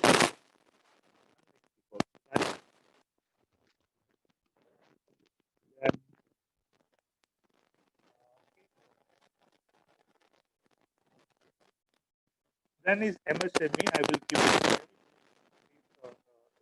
it because I think I have actually closed the site. Really sorry for that. So now the new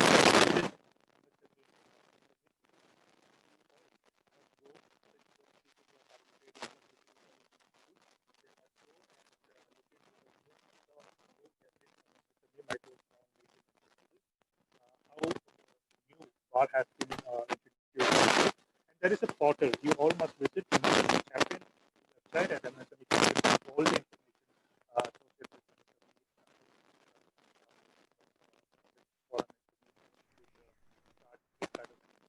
then the next one is Atman Bharat. Going into Atman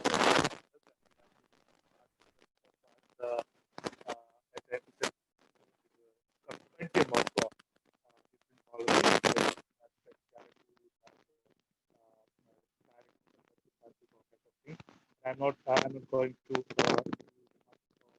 on it. Currently,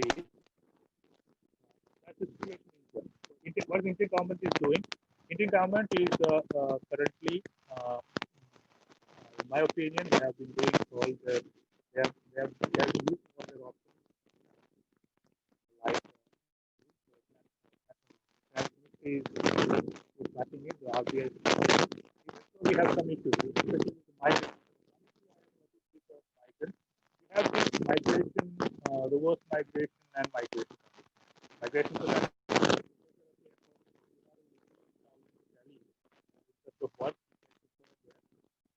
And COVID comes, the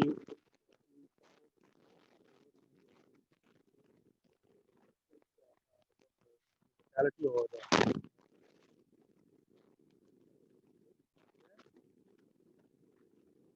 going back to the migration. So we have migrants in all areas. Excuse me, sir. Vivek, sir. Your audio is not clear, sir. Okay, now is it fine now? Yeah. Okay. I have to keep this close to my mouth. So, shall I continue? Yeah, continue, sir. Okay. Then, so we have seen this pathetic situation of migrants walking back to their home. Some with their family. That was a really pathetic situation. I think the government, where is government? Different state government. Some problem. Still, we are facing some problem. Problem in the sense audio problem. Yeah, audio problem. Just wait. I think it is a problem with the headset.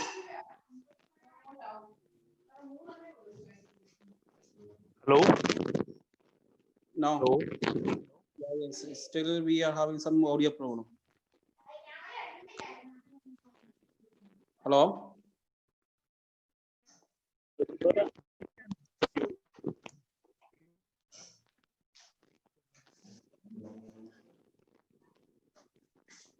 Hello. Oh, is it working now?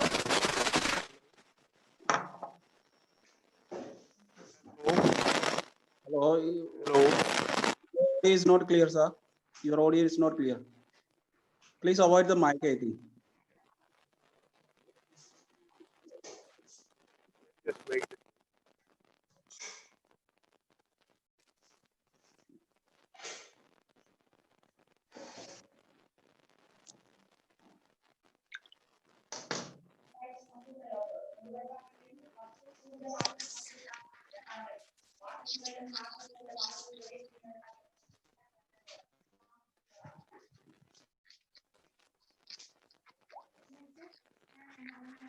Okay now.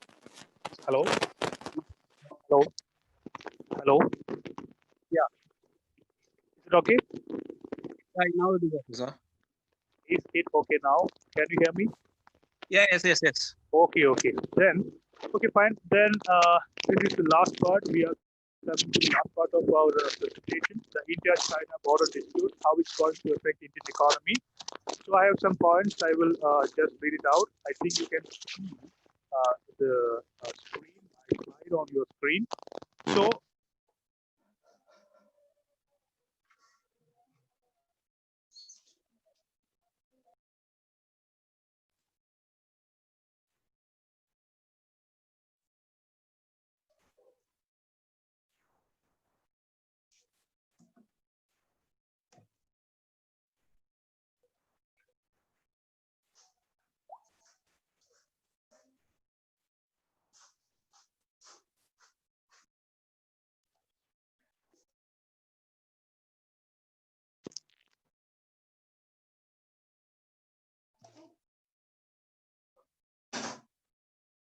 Hello, Vivek sir.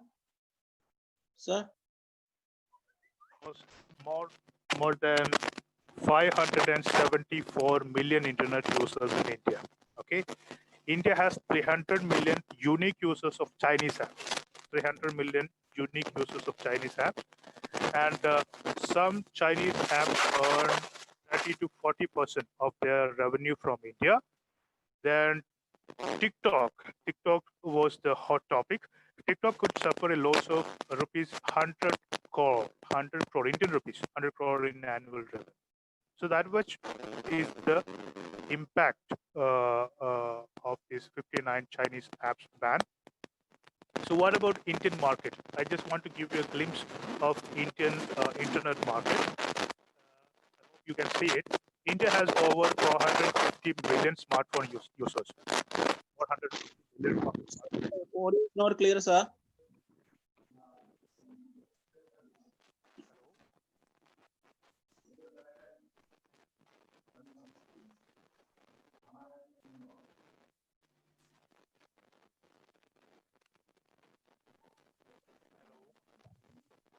No, it's not audible.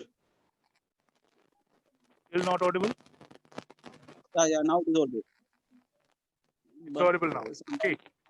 Audible, but it is having some disturbance in between. I don't know why. Maybe because the handset is moving, I think. Oh, maybe this thing, no? Okay. Still it is okay. Now it's okay. Now it is okay. Okay. Then okay. So we are in the last part. Okay, I think I will take only 5 minutes more. Okay. So look at the screen. So yeah, a glimpse into the Indian internet market. India has over 450 million smartphone users, and one of the lowest internet costs in the world. So the cost per 1 GB of data is lowest in India. If you compare it with other nations, other countries, and their data tariff plan, you can easily find that India is the country where the cost for 1 GB of data is the lowest side. So nearly half of the presentation is not visible. Okay, just hold on.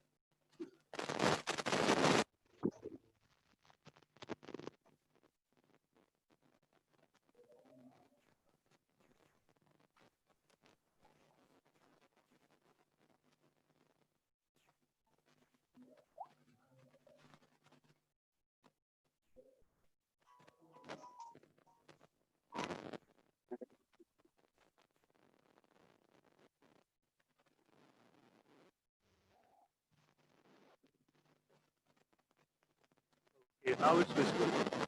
Sorry, now it is clear. Okay, thank you. So coming back to our lucrative market, India is a lucrative market for foreign internet companies, app companies. Why? These are the figures. India has over 50 million smartphone users. One of the lowest internet costs in the world. I've already explained it. Per 1 GB of data, you cannot find any other country which has a less tariff than India. So nearly half of the smartphone users are below 25. 50% of the smartphone users in India are the age of 25 or below 25.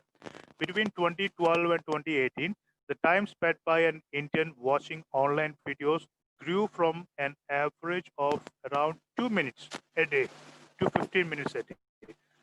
2 minutes a day to 50 minutes a day. So that is the increase in it. So in the next slide, I will give you a glimpse into the number of users these Chinese apps used to have in India. Okay, just look at it. TikTok had 120 million Indian users in India. UC browser 130 million. Share it 400 million. Hello 50 million. WeChat 200 million. So that was a huge business. That's why I'm showing this table. So to the next one. So about Huawei. No, Huawei was a hot topic in India because Huawei has been using some bugs, some applications in their telecom equipments installed in India to what do you call it? To do some surveillance in our government departments, in our official data transmission. They can bug it, they can hack it. So that was the allegation against Huawei. So I have some points about about Huawei. Huawei is the correct pronunciation. It's not Huawei or anything like that. Huawei. So Huawei have been in India for 20 years. It makes up 1/3 of Bharati Airtel's network and 40% of Vodafone Idea's network. So we have these two Indian networks, Airtel and Vodafone Idea. 1/3 of Airtel's network or equipments are from Huawei, and 40% of Vodafone Idea is also from Huawei. And Huawei employs 7,500 people in India, and its second largest research and development center is in India. After China, it is in India. That was the importance, degree of importance these people have been giving to Indian market because of these youngsters using mobile phones and their apps. TikTokers. So ban on Chinese telecom equipment is another news. So Indian Telecom Department directed the BSNL and MTNL not to use Chinese equipment upgrade for their 4G networks. BSNL is still on the 4G.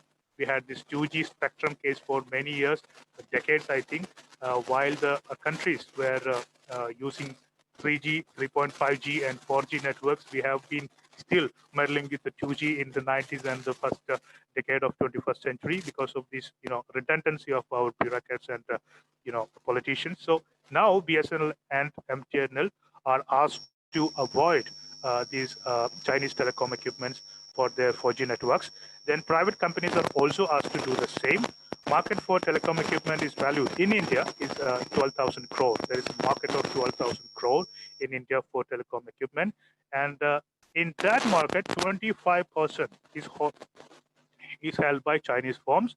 And in December 2019, India had already allowed Huawei to participate in 5G network. It's no more. Okay, there is a tender going for this is under for this 5G network trial, and Huawei was a party. We allowed in 2019, but it's no more. I think the government will be getting Huawei out of it. So that's all about the slides. So, as an ending note, I just want to say, very, very troubled situation we are going through. Troubled situation in the sense that we have this COVID pandemic. We cannot fully relaunch our businesses and other things, and we are very difficult situation. Our economy is in a very bad shape, just like any other country on earth, and we have a situation with China. Okay, we have banned Chinese apps. We are supposed to be banning all of the imports to China, and China actually enjoys a great, a trade surplus with India.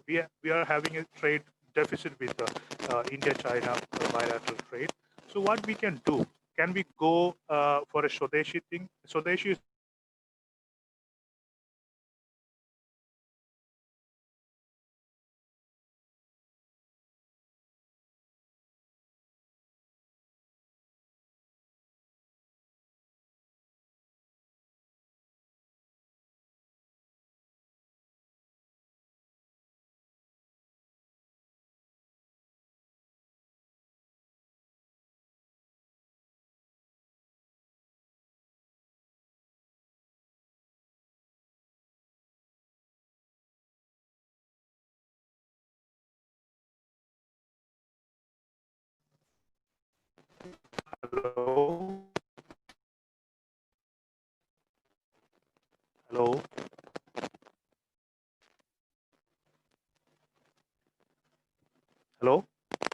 Yes, sir. Okay. Okay. So Tirupur is a major textile center in India. In Tirupur, now we are facing a big problem because we ran out of buttons. Buttons. You ran out of buttons because all these buttons. A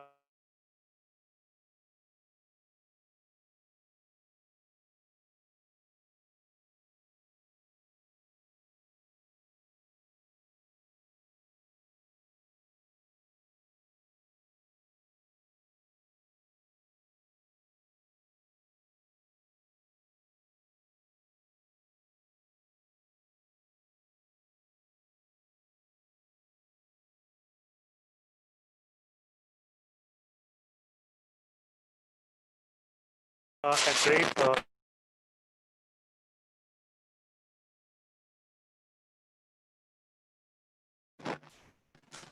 and we need to give a major boost to our different sectors, kind of things. So this is what I want to say. I think I actually exceeded my time. I'm really sorry for that. If you have time, only if you have time, I am ready to take some questions. That's it. Thank you very much. Sadish sir. Sorry, Ratheesh sir. Hello.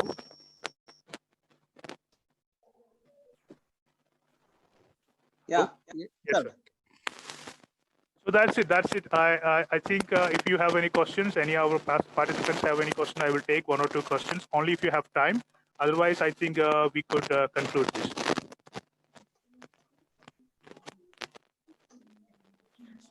Okay, thank you, sir. It was really informative. So with that, we will go ahead and take some time for questions now itself. And it looks like we have a few questions. One of the participants asked, sir, can you hear me? Yes. Please.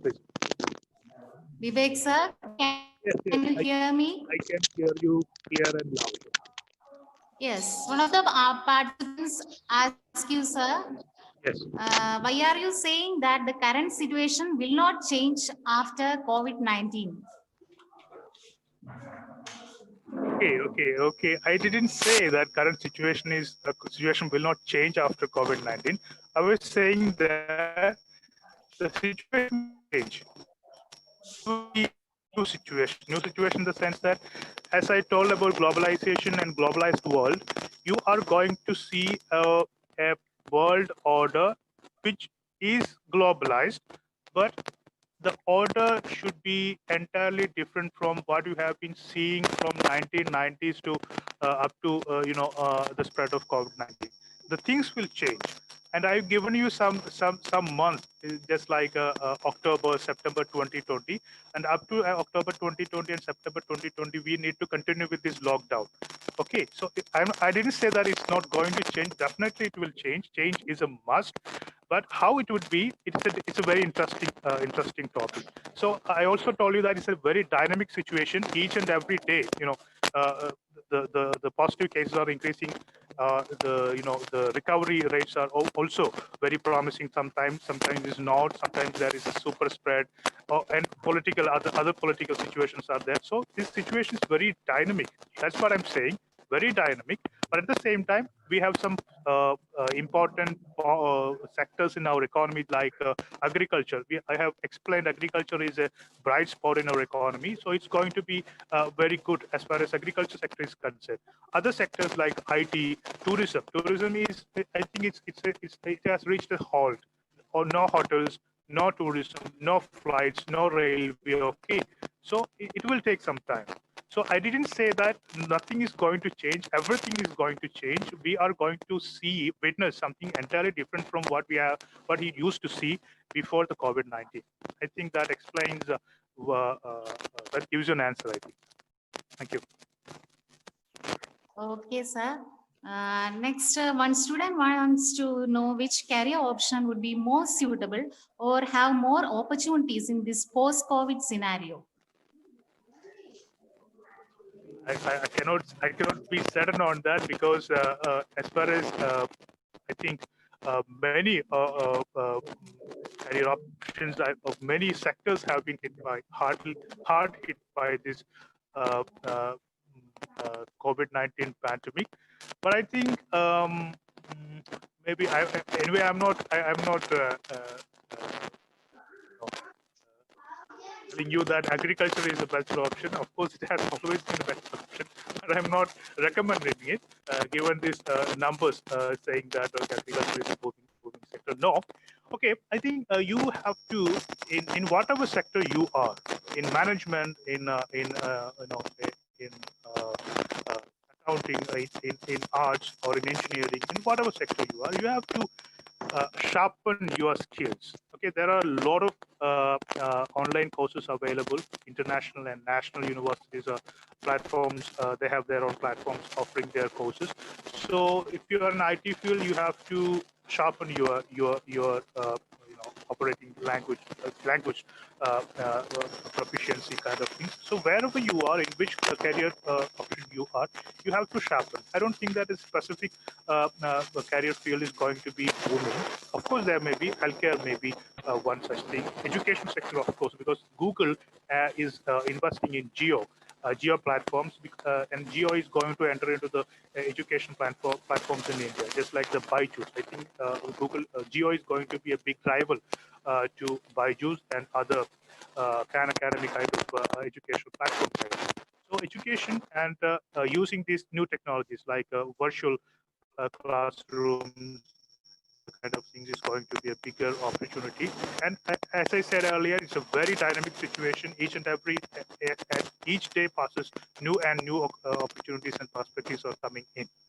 And I hope that you find a better option very soon. Thank you. Okay, sir, it's a funny as well as interesting answer. Then I think we have covered all the questions. And Vivek sir, is there anything else you want to cover before wrap up? No, I think I've already gone beyond the time allotted to me. So I think it was a very good experience for me. I'm really thankful to invited me, and especially I want to thank my friend, Mr. Anish Thomas. He was the person behind this. He actually contacted me, and he really wanted me to do this. Initially I was not actually interested in this because we have a lot of workload here. After the COVID-19, we are continuously preparing online courses. This entire online courses, day after day, we have to prepare online courses. So it's a very I also told you that it's a very boring situation. It's not like the people to people interacting happening inside a classroom. So it's very boring at the same time. Okay, that's it. So I thank him. He's a great friend of mine. I really enjoy his company. So I want to thank Anish Thomas and all those people. Mr. Ratheesh, we have been in contact for the last 2 to 3 years, and all those people, the Reverend Father. Of course, Father Joseph Ballet is from Assam, I think, the DonBoscoCollege. I am really thankful for all these people, and also encourage the participants. I have some students for civil service examinations. Aspirants are also there, and I wish them all very well. Good luck, and I'm so happy to be here. Thank you. Okay, thank you, sir. And now it's time to express our gratitude to all those present here. May I invite respected Principal, St. Anthony's College, Peerumade, Professor Renji Mathew, sir, for the same. Good afternoon, everybody. Respected Father Antony Nirappel, Director of St. Anthony's College, Peruvanthanam. Father Joseph Peleli, Principal of DonBoscoCollege, Golaghat, Assam. Esteemed guest of the day, Professor Vivek A.B, Professor Ratheesh, PR, and Mariama Alex, Heads of the Department of Commerce. My dear colleagues, beloved participants, it is with great pleasure and honor that I am speaking to you to propose the vote of thanks for all the distinguished speakers and friends of this webinar. I am sure that St. Anthony's College is climbing the ladder of quality slowly and steadily. And we are extremely happy that we do this with the help and cooperation support of another similar institution lying thousands of kilometers away. I am talking about DonBoscoCollege, Golaghat, Assam. And we fondly remember the way in which we conducted, jointly organized a webinar on revised accreditation framework a few days ago. But this time we came forward with a new theme, the most relevant of the day, today and the days to come, post-COVID-19, Indian and world economy, organized by the Department of Commerce of our college.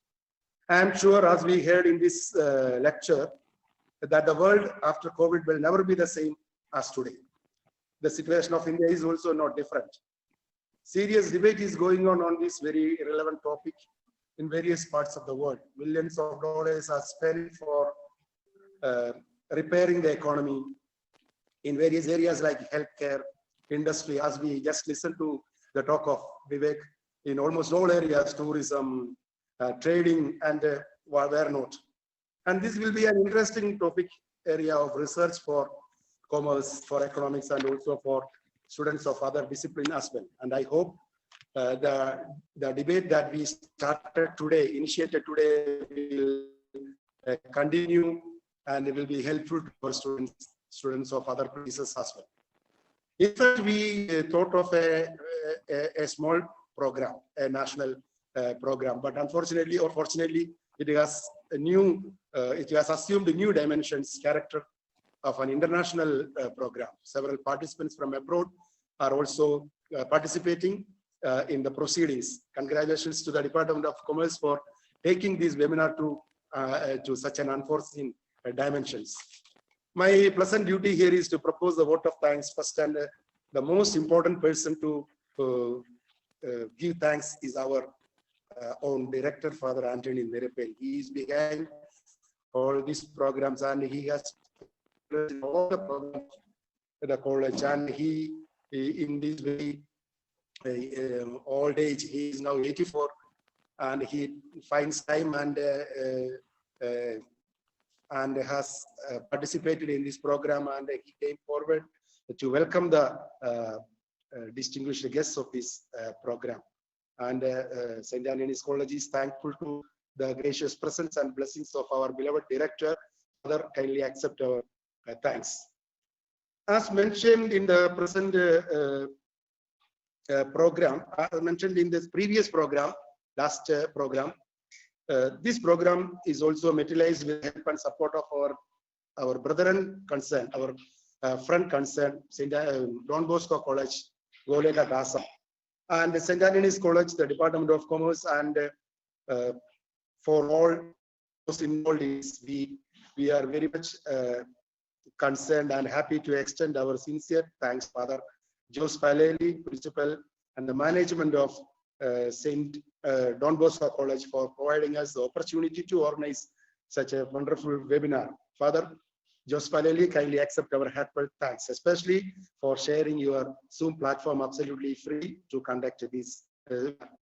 Our sincere thanks are also due to our chief guest of the day, speaker of the day, Professor Vivek A.B. As you know, he is currently working as a responsible post in Calicut University. Sir, your lecture actually is very serious, inspiring, and it touched almost all areas of Indian economy, world economy, and we have touched trade, industry, infrastructure, tourism, and whatnot. I hope this lecture would have ignited the minds of our young scholars, students, as well as teachers. Sir, on behalf of St. Antony's College, Peruvanthanam, on behalf of DonBoscoCollege, Golaghat, Assam, we extend you, sir, our sincere thanks for accepting our invitation and leading this session. Thank you very much, sir.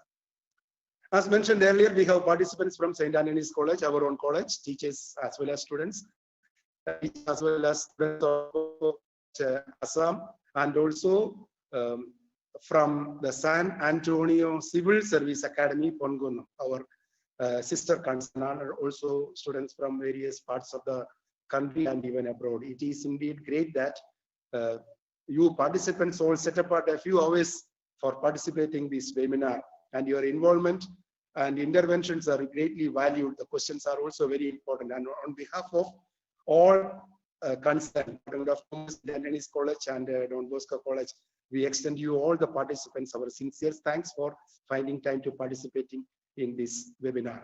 And in fact, the Department of Commerce deserve all praise. Heads, Ratheesh sir and Mariam Malek, and the entire faculty base were toiling hard for the last few days for making this webinar materialized. I think their efforts bore fruit today. On behalf of St. Anthony's College and on behalf of all participants, I thank the faculty members of commerce of this college for successfully organizing this program. And behind this entire process, we have the administrative staff and we have two vice principals, Father Mr. Bobby K. Mathew and Julie Joseph, and the administrative section wing head, our beloved Anish Thomas. And without their help, this would not have occurred. And I thank the entire administrative staff of St. Anthony's College.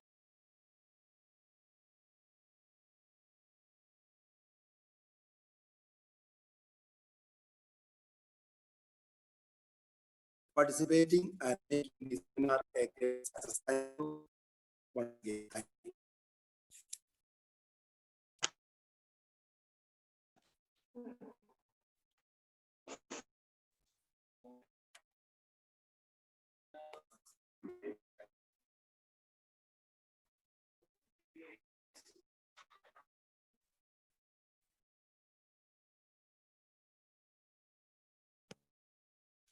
I, sir, conclude the sessions.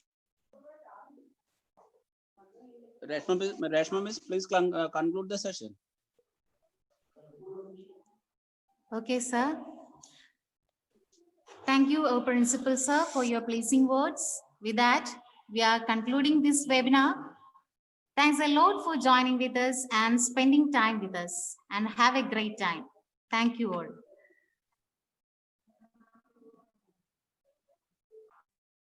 Something